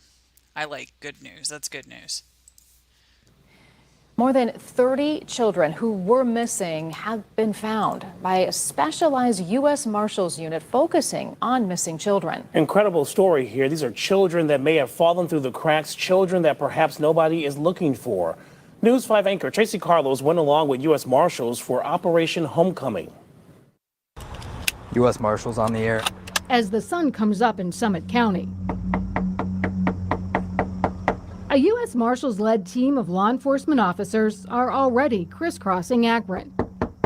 But this time, they're not looking for fugitives. Because our main goal at the end of each day or with each case is to make sure that these kids are safe. Hello. Hi, ma'am. They're searching for missing children instead. When's the last time you talked to her? Trying to find a missing girl. She's been missing since... Are you friends? Like, you talk to her often? Are you friends with her? June of this year. Where'd they go when they ran away? No one's seen or heard from her. We just need to locate her, make sure she's safe. It's called Operation Homecoming. So that's why it's a concern for us, too. Do you know where she stays? For several weeks, We got a handful of case files here. armed with the names of dozens of missing kids in Summit County. Tried multiple different addresses for her. We don't know if she's in Cleveland or Akron. Pulling up now. Once everybody's in the area, we'll put a knock in. They've been knocking on doors It's the marshal's office. and asking questions. If you could come to the door and help us, I appreciate it. Getting information from family, friends, associates that may lead to more information, may lead to another address. Side door here and a door there. Following a trail that they hope leads to finding a missing kid. She definitely could know where she's at. Ricky Life is the mother of 6. She told me a team that is laser focused on bringing kids home is needed. From a parent's point of view, it's great, honestly. Because if one of my kids went missing, I wouldn't know what to do. No contact yet. U.S. Deputy Marshal Vinny Piccoli heads up the Marshal's Missing Child Unit. Contact at the front door. Hi, ma'am. It is a job that he is passionate about. She's actively missing. A lot of these kids that are on these active lists throughout the Northern District of Ohio are kids that nobody really is looking for. This is the second time the U.S. Marshal's Missing Child Unit has had an operation like this one. Last spring, they were able to locate 35 missing children. We've located and recovered quite a bit of kids that were in terrible situations. In 2015, Congress expanded the U.S. Marshal's authority to search for missing kids. The U.S. Marshal Service are the best fugitive hunters in the world. You've covered story after story for us of some of those captures. So we're the best at finding people. We're trying to help Akron find missing kids. Last year, It always hits home. U.S. Marshal Pete Elliott established the Missing Child Unit here in Northern Ohio. One, child that was missing in the Summit County area. Afterward, their parents sent me a photograph of them together with their daughter. So, it's times like that. It makes you feel good about the work you're doing. Right now, Elliott told me there is no other task force dedicated to finding missing kids. So they didn't sound like they didn't know who she's with. And he has plans to expand the Missing Child Like Unit. I said, it's been a while since I've even seen her. Gotcha. He says a team focused on finding the missing is needed. It's astronomical, the amount of missing people and missing children out there, in Ohio and throughout the country. We're going to have the occupants here drive by the address. For the teams knocking on doors, they don't always find who they're looking for every day. But when they do, It's an opportunity to kind of interact with these kids and hope that you set them on the right path, get them in touch with resources that they may need. and that may just change a life. We're going to wait and see. In Akron, For one missing person, it's all worth it. Tracy Carlis, So we're going to see if we can get a good phone number for her, a location. News 5. A total of 32 kids between the ages of 13 and 18 were found, some in the Akron area, some in the city of Cleveland. One child reported missing by Akron police more than 2 years ago was safely located all the way in Washington state. Wow.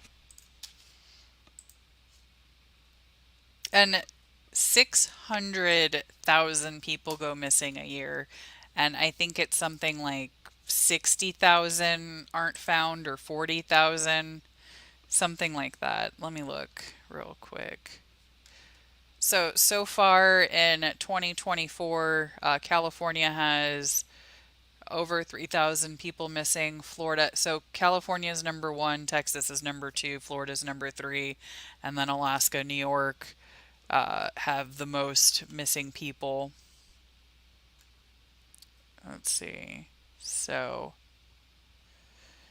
So the example is, in 2021, 521,000 people were reported missing, but 485,000 were resolved. So it's something like 40,000 aren't found. And then there's 4,400 unidentified bodies each year. So we definitely need missing person task force for sure, especially when it comes to children. My cat will take you out. My chihuahua will bark and run. I am pretty sure that if somebody broke in, my cat would run and like defend too. Because one time I heard a noise and like I got up to check it out, and the cat took off like towards the noise. And I was like, what are you gonna do? Like she looked like she was gonna fight somebody. So I appreciate my cat. My dog is laying on my foot. She's always, I don't know what she would do. She's a great guard dog. I feel like she would do something, but I don't know that for sure. So, we just talked about these wonderful U.S. Marshals and what they do. Oh, and Tash, your uncles were U.S. Marshals. That's pretty awesome. That's cool. So, a former FBI agent has now been convicted of attempted rape and some other charges. So unfortunately, not everybody that takes these roles are good people. New information tonight about a former FBI special agent who has pleaded guilty in New Orleans to attempted rape. He's also been charged in other parishes and other states. WGN's Jordan Lippincott has the latest live from Mid-City at Criminal Court. Jordan. Kurt, Susie, 54-year-old David Harris was also facing a sexual battery charge, but that charge was dismissed because he agreed to plead guilty to attempted third-degree rape. It was a victory for prosecutors and law enforcement agencies Thursday morning.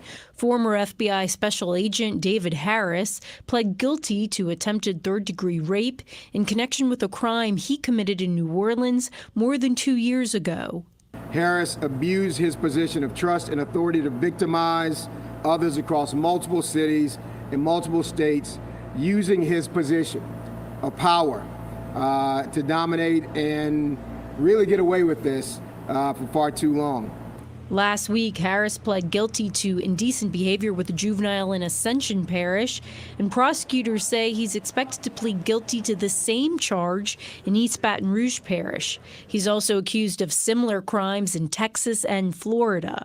We continue to work with East Baton Rouge Parish, as well as working with the counties in Texas and Florida to make sure that Mr. Harris will be held accountable for all of his actions throughout the United States. Orleans Parish District Attorney Jason Williams says the woman who reported that the 54-year-old attempted to rape her is the catalyst for the convictions. The survivor who came forward here in Orleans Parish, I can't thank you enough. The courage of the Orleans Parish survivor has made this possible to stop this predator from continuing his systematic abuse. Harris will serve his Louisiana sentences concurrently, which amount to 24 years, but soon he'll be transferred to Texas to answer to charges there. Jesus. Susie, Kurt? Wow. So he probably has victims all over the country. So if you recognize him and you have been a victim of him, please contact law enforcement, because he needs to stay in prison as long as humanly possible. Yeah, murderers and predators, sexual predators, I really do not like them at all. So unfortunately, another teenager has shot and killed a parent. This time it is the mother. Teenager shot and killed his mother in front of his father and brother. And I think in South Shore. So this is in the Chicago area. Calling the attack unprovoked and unjustified, a judge ordered 17-year-old Davion Pryor detained after the teen was charged with shooting his mother to death in front of his dad and little brother. Relatives of the teen leave court this afternoon without comment, moments after 17-year-old Davion Pryor is ordered to remain behind bars for the tragic slaying. In court, an emotional Cook County Judge David Kelly said, "This is very sad and tragic to this court. The unprovoked shooting and killing of your mother in front of your father and brother." The teen has been charged as an adult with first-degree murder in connection with the slaying. Investigators say the violence erupted.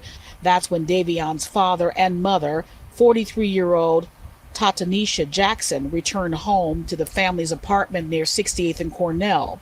with the teen's 7-year-old brother, who they just picked up from school.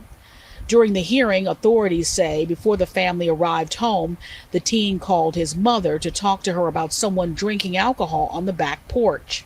The teen's father and brother, who witnessed the attack, told police it was as Tatanisha unlocked the home's front door, the teen opened the door and then pointed a gun at his mother and opened fire at nearly point-blank range. The victim was shot in the head 4 times. Prosecutors say the father picked up his younger son and ran to safety, where he called 911. They say that they then heard 5 more shots from inside the apartment. Investigators say the teen then ran out the apartment's back door. He was captured on security cameras along Stony Island Avenue, and his cell phone pinged in the area. Police recovered a 9mm weapon used in the attack, along with 12 bullet casings. An attorney for the teen says he was in a GED program and had a part-time job. Davion Pryor turned himself in to officers at the 3rd District Police Station. Authorities say at the time of the murder, Pryor was already on home confinement after being charged as a juvenile with aggravated battery and after being found guilty of a carjacking in July. A judge also ordered a mental evaluation for the teen, who is due back in court next week. Yeah, so it seems like this kid has already been charged with violent crimes and already was doing bad stuff before, but your own parents? That's insane. All right, talking about cats in the chat. Yeah, I have an orange cat. She's a female. She's very, very sweet. But she's not scared of anything. She's not scared of nothing. Like, she's pretty... Well, other than the dog trying to play with her, then she's terrified. So I did find the story that I did want to share. So that there was a botched drug raid. Well, it was faked. And then the police officer was found guilty. And this was the case that was connected to the judge that had just passed away as well. And I have a package that just came, so I gotta go downstairs and grab it real quick. You just heard it there. A jury finding former HPD narcotics officer Gerald Goins guilty on the charge of felony murder. This is all in relation to the botched raid on Harding Street back in January of 2019. Investigator Mario Diaz has been covering this case since the very beginning. Yeah, he's joining us live right now to kind of break down what we just heard there live in the courtroom. Mario. Very quick, very dramatic, and a response that not many people expected because of what we have seen here in recent days. But the jury came in. I saw their eyes. They never made eye contact with Gerald Goins as they came inside. And I will also tell you, I counted over 15 police officers inside of the room before the verdict was read. Now, why is this important? Because that's usually a sign that that is not going to go in favor of the defendant. But you heard the verdict. Guilty on both counts. I want to bring in Rick DeToto and Leticia Quinones. They are both here right now. Rick, you're in the courtroom. I'm going to start with you first. Your thoughts as to how quickly they came back with this verdict. That was a quick verdict, and I'm shocked. As you know, I've been predicting I thought it would be a hung jury or a not guilty based on the jury charge and how complicated the case was, but I'm shocked, so we got to give credit where credit is due. It looked like the case proved the state proved their case, and the jury believed it. Leticia? Same. I am really shocked given the facts of these cases in terms of the events that actually occurred inside of that home. For them to find him guilty of murder and this quickly means that the state proved their case much quicker than we thought they did and much better than we thought they did. It was a telling sign when you saw Kim Ogg come into the courtroom about 10 minutes before the verdict was read. She went up, Rick. We saw her. She hugged her 2 prosecutors and told them, "I'm very proud of you." This is arguably the biggest victory of her tenure. Yeah, this is a controversial case. It's been that way since it's been going on. I've argued that the federal authorities should have handled the case, but obviously she's proud of her prosecutors. And again, you got to give respect. Respect is due. She congratulated them for a job well done, and they won the case. Leticia, you've seen plenty of cop cases here in Houston. Is this the biggest? This is the biggest, and I think we talked about this the other night, Mario. This is an instance where people just do not like dirty cops. And I think at the end of the day, that's what it boiled down to. And we can't forget forget about those facts. What was intriguing, as I was stepping out of the courtroom, you saw all of the law enforcement there. A couple of them went up to Gerald Goins and they were saying, we got to take you now into the back room. That's what happens when you're convicted of murder. And Goins somewhat resisted there for a split second. You heard him say, I've got a job to do. And he goes, I got a job to do too. And his attorney was getting, and then he finally relented there. This is something that I'm sure is catching him very much by surprise. Yeah, on some level, it's got to be difficult for those officers to take a fellow officer into custody, especially based on the facts of this case, but obviously they're doing their job. They also recognize as human beings, this guy is probably going to prison for a long period of time. It's just a difficult situation. I think they were trying to give him some professional courtesy as a fellow officer and do it the right way and say, come on, you got to go with us. But we don't know what's going through Goins' mind right now. It's obviously a horrible situation for him. You've been in these situations. How much shock do you think is racing through his mind, considering that he had this all-star defense team representing him? I guarantee you that right now everything is surreal for him.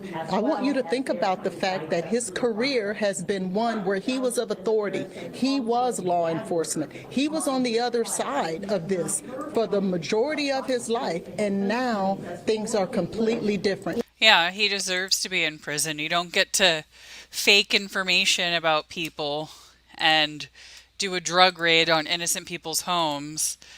The people don't know that these are cops breaking into their home, and they defend themselves and they shoot back at the police, and then this couple gets killed and their dog, and they had no drugs, they weren't drug dealers or anything. It was all faked because of that cop. He absolutely deserves to be in prison. So in California, there was a home that the owner owned, but he was never there. So people, I had shared the video where there was people squatting and stuff in it, and they actually spray painted the entire back part. It looked like a train. You know how trains are all spray painted? It was basically like that. And these were very expensive houses, like mansions. So people were pissed that they were allowing this to happen. And this is Hollywood Hills. We've been showing you the shocking video for more than a week now. Graffiti plastered over two multi-million-dollar mansions in the Hollywood Hills. Well, now the owner is saying that he's sorry for leaving them in a state of disrepair. And KCAL News reporter Jasmine Veal spoke to neighbors who say his apology is too little, too late. Cleaned up and gated up. Crews back at work Friday, painting over the graffiti that had covered this mansion on Mulholland Drive. This is what it looked like a week ago. In the last couple of months, it got worse and worse with all this graffiti. The owner, movie producer John Powers Middleton, who also owns this neglected mansion on Sunset Plaza Drive, now apologizing to his neighbors in a statement this week, saying what happened to his homes is unacceptable. A little too late, I think. I'm tired with people giving apologies. Neighbors who have complained for years about these properties not so quick to accept that apology. His response also coming after the city posted eviction notices and issued a lien against this home. They say he defaulted on property taxes for years. In a statement, Middleton saying in part, I'm doing my best to make the houses secure and fix them up with the intent to sell each as soon as possible. I'm disappointed to note that even as I have worked this week to paint over the graffiti, vandals still managed to break in and paint over the newly cleaned walls. The tagger showed up, and now all of a sudden there was this huge graffiti all over the place. Again, what to do? The LAPD says officers arrested two vandalism suspects, one armed with a gun, who had broken into the home Wednesday morning. One officer was back on patrol Friday. Middleton says he is now beefed up, armed security 24/7 at both properties, and will repay all taxpayer money used to gate, fence, or board up the houses. There was a IPS security here.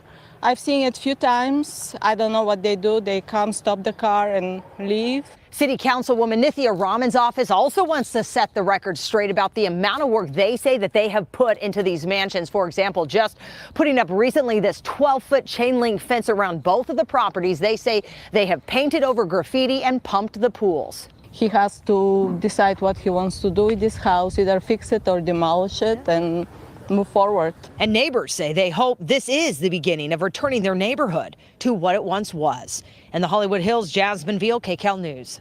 Now, a new report about a rise.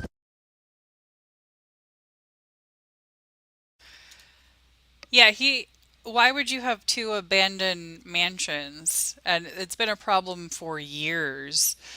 I would assume that the land would be worth something. Like, even if it's not the mansion, the land would be worth something.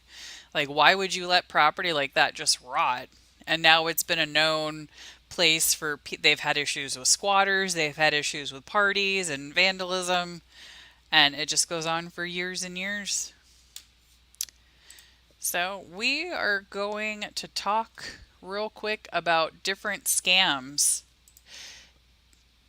Love talking about scams. I love warning you guys about stuff that's going on. We've seen people steal others' deeds. We've seen people do all different kinds of scams. So this one is a new one that the FBI is warning property owners about.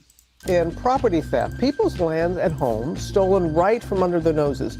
Now, you may remember that recent alleged plot to steal Graceland, Elvis Presley's famous estate. Authorities warn this type of scam is now up 500% over the last few years. And our chief business correspondent, Rebecca Jarvis, is here with more. Good morning, Rebecca. Good morning to you, Robin. Yeah, imagine this. You're driving by a property you own only to find that someone else is building a house there. It is the result of an intricate kind of scam that the FBI says is happening all over the country. A Missouri woman behind bars, arrested in an alleged scheme to sell Graceland and defraud Elvis Presley's family out of millions. I'm all shook up. The sale halted just hours before the Memphis mansion was to be auctioned. And this morning, the FBI warning property owners everywhere, be on alert. What happens if somebody sells your property without your knowledge? Well, technically, you're no longer the owner of the property. The FBI telling us the scam can start when someone pretends to be the owner of a property. The bad actor might send out unsolicited emails to unsuspecting realtors. They want a cash deal within weeks. They've sold land that doesn't even belong to them. Experts tell us it can happen in many complex ways, but identity theft, scammers faking documents as if they're the real owner, is one way this can start. Then they reach out to a real estate agent to list the property. If the property is then sold, a deed transferred, the original owners out of luck, having to take the case to court to win their property back. Realtor Lisa Shaw says this happened to her when a man called out of the blue claiming he owned this vacant lot in suburban New Jersey. He called and said he wanted to sell some property. He also told me his wife was ill and he needed the proceeds from that money for his wife's illness. She says the man claiming to be the owner sent her these identifications, which Canadian police have since told ABC News are fake driver's licenses. I listed the property and I immediately got a lot of people interested in it. I said, well, the highest one so far is $140,000. He said, fine. Send me the contract. The scammers even including a purported notary signature. The buyers sending a check for $70,000, half the full payment. No one suspected it, not the attorneys, not myself. Shaw says the title company eventually raised the flag on the scam. ABC News has since reached out to the real owners and confirmed they were unaware scammers sold their property to unsuspecting buyers, and the real owners are now fighting to get their land back. It all comes down to due diligence on behalf of the buyer, the real estate agent, the title companies, and beyond. The FBI alerting realtors and title companies about this scam too. If you're looking at nothing but international wire transfer requests, automatic red light, demand numerous forms of identification. For the notary itself, make sure you call that notary. I was really shocked at just how far these scammers could get with this. And the important thing is to stop it before it happens. The FBI recommends signing up for alerts with your county clerk office so you know immediately if the title to your home or property has been changed. Also, set up alerts whenever somebody searches the address of your property online. But it is just such a warning for anyone, especially if you've been inherited a property. This can really be an issue. Robin? I know. And if you're shocked, you, as savvy as you are, that tells you just how. I've seen a lot, and this is pretty brazen. All right. That's terrifying. It shouldn't be that easy. My cat's name is Addie. Yeah, there's a lot of things that I feel like should be in place to prevent that. And thankfully, the title company caught it because they require a video call. I had showed that video a week or two ago, and it was AI, and it was just like the person sitting there and not talking. Her name is Addie because she was found in an attic, basically. So another scam to talk about. Chesterfield police are warning about a new, well, it's a similar phone scam, but with a new twist. Let's find out what that is. I feel like I'm just always going to be telling you guys about a scam every video because there's always something new going on. Wants you to know about an elaborate phone scam that's making the rounds in Chesterfield County. The scammers are pretending to be real employees of the police department. Here's Chesterfield reporter Desiree Montilla. Be aware that this is going on and just take a second to think. Chesterfield police urging you to stay alert. A twist to a common phone scam is making the rounds in the county. People are receiving phone calls from these scammers claiming to be agents of either the police department or the court system, and telling the person that they're calling that they either have missed court or they've missed jury duty and that they need to pay a fine in order not to go to jail. Detective Elwood Baldwin says scammers are spoofing county numbers, even using the names of actual police department employees to try and swindle you out of your money. It's causing a huge issue because, again, if you get a phone call saying, hey, it's Detective Baldwin and you've missed court or you failed to show up for jury duty and now there's a warrant out for your arrest unless you pay a fine, most people at that moment may panic and then try to do whatever is being requested. A scheme officers say is happening in other places. The biggest thing that we want people to kind of know or understand is that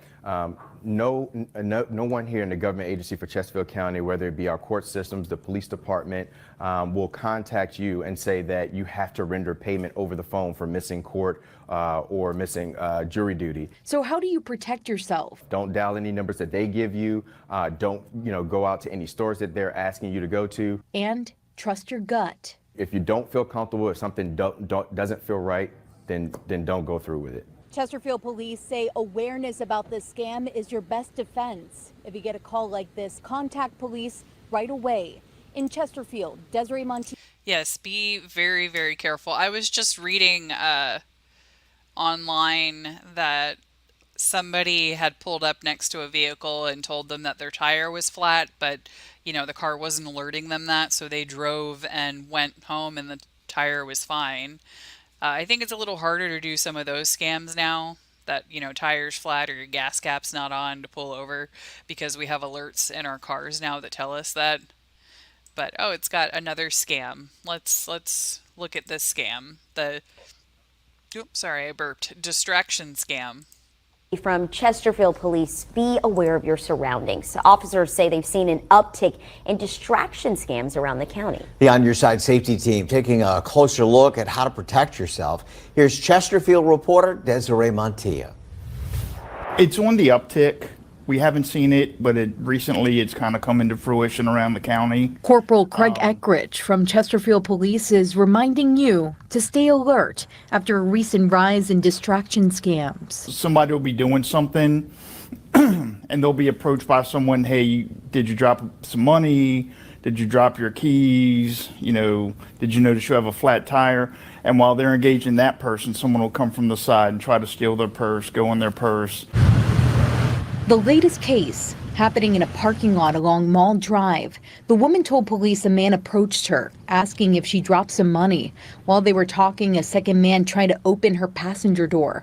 Officers also talked to another woman who went through a similar situation. In that case, police said the suspect snatched her purse from the shopping cart. It's dumb to be a criminal, but they're not stupid. So scams and different ways of making money and different approaches to crime and everything, they spread. So how do you protect yourself from a distraction scam? First, keep your purse and wallet on you at all times. And be aware of your surroundings as you're putting away groceries and getting in your car. If you know what's going on around you, if someone might be acting a little bit weird, or if someone's approaching you that you don't know. It's just good general safety to be aware of your surroundings. Also, keep your car locked. If you can just unlock your door when you're coming to your car and work from there, that's going to prevent somebody from coming in the other side when maybe you're not prepared to deal with them. And when you walk, project confidence. Walk kind of back up, chest out, look around. Steps Corporal Eckridge says will help you stay safe. That's going to maybe put you on a lower tier of a potential victim, is just knowing your surroundings, being aware, and putting forth that confidence that you know what's going on around you. Desiree Mon. So I very rarely take a purse or anything. Sometimes I'll have a wristlet, and it's somewhere. I gotta find it. It's somewhere in here. I normally have my headphones attached to it, so I can find it. But anyway, if there's something of mine that I put in the cart, the little thing that they use to connect kids to the cart, I put something through that so you can't just grab it. And definitely lock your vehicles. We just have to be extra cautious. And Tash, you're absolutely right. If anybody calls you that you don't know, if they say, "Is this so-and-so?" do not say yes. Say, "This is she or he or I," or whatever. Never say yes, because they will use that. Sometimes even debt collectors will use that against you to say that you agreed that that is your debt. So there's so much out there. It's not just scammers, it's other places use it against you. All right, I need to go back. Wants you to know about Pause. Okay. So theft penalties have increased in Florida. Starting October 1st, this law goes into place. Thank God. I hate thieves. Not as much as I hate rapists and murderers, but I hate thieves. I hate people that steal and steal packages off people's. And Amazon's even not being as good as they were about replacing stuff and returning stuff. So this is costing everybody money. The prices are rising. Things are getting locked up. But yeah, Florida is increasing penalties, as they should. I think California just passed something too. When you order something online, you expect it to arrive safely and to actually get your package. I'm Cape Coral Community Correspondent Bella Line, and come October 1, harsher laws for porch pirates and retail store thieves are coming to Florida. You've seen the videos, scenes like this. Florida is saying no more smash and grabs. And good luck, porch pirates. Maybe having them in jail a little bit longer will give them a little bit more time to maybe contemplate the direction that their lives are headed in. Trish Rout with the Southwest Florida Crime Stoppers says they see retail store theft and porch piracy almost every day. We see quite often at some of our retail stores where you've got a group of people that are going in there and they're all working in cahoots with one another. One's the lookout while, two others are bagging up perfume and makeup and high dollar things in the stores. Under Governor Ron DeSantis' new law, if a group of 5 or more people commit retail theft, it's punishable up to 5 years in prison as a third-degree felony. And it's a second-degree felony and up to 15 years in prison if they use social media to organize the theft. If someone uses a firearm to rob a store, it's punishable up to 30 years in prison as a first-degree felony. The new law also punishes porch pirates, the people who steal packages off of front doorsteps. If they steal anything less than $40, it's a first-degree misdemeanor, and the charge goes up as the price of the item goes up. But maybe if the bad guys know that, hey, I'm not just going to go in and out of jail, get booked in, get released the same night, I'm going to have to sit in jail for weeks, maybe even months or longer. But right now, law enforcement is relying heavily on surveillance video. Videos like this is key in helping bring justice to the crime. They live in our community, and you never know when you're going to recognize one of those photos and go, that's my neighbor. That guy lives down the street. That guy, hits up the convenience store every Friday night at 5 o'clock. That kind of information is gold in helping law enforcement be able to locate and identify these people and put them in jail. And with this law, hopefully put them in jail for a longer amount of time. Reporting in Cape Coral, Bella Line, Fox Get 4. them. Get All them. 3 members of the Liberty County. Stop stealing shit. My cat is kneading on me. She doesn't know what she wants. Oh, she said, "Mommy forgot to feed me my wet food breakfast." She has kibble in her bowl, but she's used to wet food also in the morning. I am so sorry. I rushed to do this and I forgot to give you your wet food. I am a terrible mother. I am so, can you ever forgive me? Can you forgive me? Yes. Oh, yes. Does this look like a face that's going to forgive me? I don't think so. But yeah, I started getting phone calls for somebody else that owes somebody money, and I've had this number for like 15 years. So, more government corruption. Liberty County. Liberty County is in Texas. A Liberty County official stole stuff from a crash. They stole cheese and croissants. I mean, I get it. I love cheese and croissants too. If you've watched me stream, especially on the weekends on Kick, you have seen me probably eat 17 pounds of cheese. I get it, but I'm not going to risk my job for cheese. All three members of the Liberty County Fire Marshal's office are fresh out of jail, accused of stealing items from victims at crash scenes and conducting inspections without the proper state licenses. Two of the men are charged with theft. All three are charged with tampering with government records. ABC 13 reporter Micah Hatfield has more from Liberty County with the details of the accusations. Court records accuse the men of a number of things, including two of them stealing from crash scenes.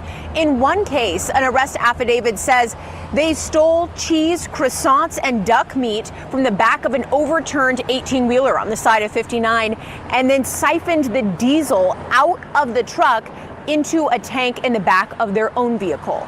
These are the men. William Hergemiller is the fire marshal in the Office of Emergency Management Coordinator for Liberty County. Jesse McGraw is the deputy fire marshal and an assistant chief of the Highway 321 Volunteer Fire Department. And Erskine Holcomb is also the deputy fire marshal and chief of the Cypress Lakes Volunteer Fire Department. In addition to the accusations about the cheese and diesel, court records accuse Hergemiller and Holcomb of stealing a number of items out of a box truck that was involved in a crash where the driver died. All three have apparently been conducting fire investigations and signing certificates of occupancy, according to court records, and none of them have the proper state licenses. They've reportedly inspected the county jail, schools, businesses, gas stations, and daycares. All three men were booked into the Liberty County Jail on Monday and have since posted bond. We did reach out to all three and have not heard back. We also stopped by the Liberty County Judge's office to ask for comment, but we're told that he was not able to comment while this investigation is ongoing. In Liberty County, Micah Hatfield. Micah, yeah, we like Micah in Houston. I always eat potatoes. I love potatoes. I like carbs and starches. I love potatoes so much. I'm probably going to eat potatoes for lunch or breakfast or my first meal of the day because I have a lot of potatoes. My roommate was complaining about my potatoes, saying that they were not big enough. And I was like, but these ones were the ones that were on sale. The monster russet potatoes were more expensive. So that just means I'm going to throw more potatoes in and cook them if I'm doing a baked potato. Now I'm really hungry. I'm definitely making a baked potato. Anyway, so Mika, we like her. She's a good reporter. She sometimes covers homicides and stuff too. She's a very respectful, sweet reporter. So I have one more video today. Oh Lord, my foot is fine. So my foot is fine. My knee is finally started to heal. I am seeing an orthopedic, having to follow up with some of that stuff. I may not be able to finish what I need to do with the orthopedic before my insurance changes. Well, that's a whole stupid thing, but anyway. My knee's doing a lot better. I can walk up and down the stairs, but it took May to June, July to August. It took 4 months for it to not be super painful anymore, that I'm not walking weird. But there's definitely still something wrong with my knee. X-rays didn't find anything, but I definitely have torn something. So we're debating if I have to do physical therapy or surgery or what right now. But we'll see, because it depends on my insurance too. And I got a bunch of other stuff going on. But you know what? I want to share a video. Is there a Mooding video that I can share real quick before I do the last final video? I need to see that hippo. I love that hippo so much. Where are you, Mooding? I love you. I love this little hippo. So PETA is talking out against the zoo, saying they're abusing the hippo. They're using the hippo. But I mean, they're doing what they can, I think, to get more money and popularity for the zoo. The zoo needs funding. But let me see. I'm trying to just find something that won't get me copyrighted. I love that hippo so much. She's so cute. Have a quick little video, and then I'm going to play my last video.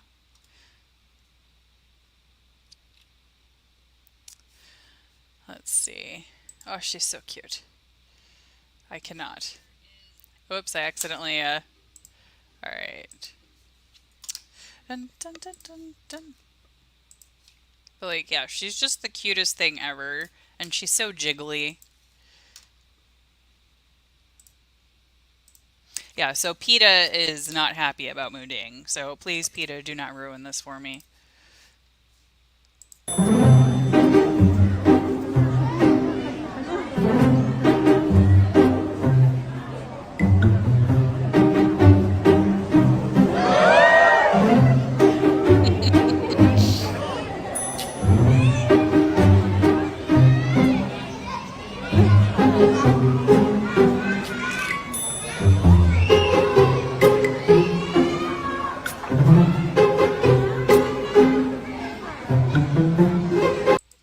But like, that's so cute. She's so cute. I love that thing so much. Jiggly Pork, whatever her name is.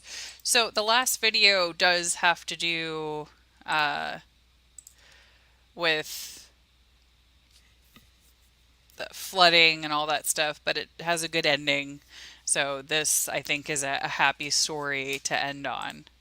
So a father had to walk nearly 30 miles through flood debris to be able to get to his daughter for her wedding, to walk her down the aisle. Showing you the devastation and debris left behind from floodwaters in Unicoi County. But can you imagine walking, or rather crawling and climbing through all that debris? That's what one dad did in order to get to his daughter's wedding, to walk her down the aisle. News Channel 11's Karen Jenkins has his incredible story. What was supposed to be a 2-hour drive from South Carolina to Johnson City, Tennessee for his daughter's wedding took David Jones 7 hours by car and another 5.5 hours on foot, all because of flooding from the remnants of Hurricane Helene. After being diverted multiple times on Interstate 26 just outside of Irwin, state troopers told him the rest of the way was impassable. But this dad would not take no for an answer. I said, you have to understand, my daughter's getting married at 11 o'clock this morning, and I'm going to be there to walk her down the aisle. Jones, who has run marathons in the past, estimated it was less than 30 miles away, so he decided to walk. Jones found himself in total darkness with only his cell phone light to guide him through mounds of debris. I'd have to climb 6-7 foot tall piles of debris, of old fences and huge trees and tangled mess. Certainly precarious. At one point, the trek nearly became deadly when he encountered crews cleaning the road with a backhoe. I was up to my knees in mud and couldn't move. And he doesn't see me. And of course, his cab is facing the other way most of the time, and he's swinging this thing around, and I'm ducking and really like, this could be it. And a lot of prayer at that point. Miraculously, Jones says he was able to free himself in time and continue on his way, eventually getting back on Interstate 26, still on foot. To avoid being hit by cars, Jones carried a reflective stake. He made it to his daughter's wedding, and she had no idea what her dad had gone through to be able to walk her down the aisle. That's so emotionally moving that my dad loves me that much that he would come and go through all of that to get to my wedding. At the reception, Jones presented a gift to the new couple, his reflective stake. It's just for them to remember to be a protector and a good reflection of each other and a reflection of God. Jones says he's no hero. It's what any dad would do. Elizabeth disagrees and says she's just so thankful he made it. I woke up at 4:30 this morning, just wide awake, just spent that whole morning praising God that my dad made it and that my dad's alive. Reporting in Johnson City, Tennessee, Karen Jenkins. Oh, I love that. I'm going to cry. That is just the sweetest thing. And no, not any dad would do that. She has a wonderful dad. Oh, happy tears. Oh, God. I'm going to go look at more mooding videos, and then I have to clean my house and put my delivery away. Yeah, not everybody has a dad like that. And yeah, I'm grateful that he was able to make it and that she has such a wonderful dad. But anyway, I'm glad that you all got to hang out with me this morning. I will be back tomorrow morning for more, because it never stops. There's just always something going on that gotta share. I'm sure a lot of shit will happen overnight, because I check every morning before I start these to see what else I can add. I appreciate you all. I love you all, and I hope that you have a beautiful day. Bye, y'all.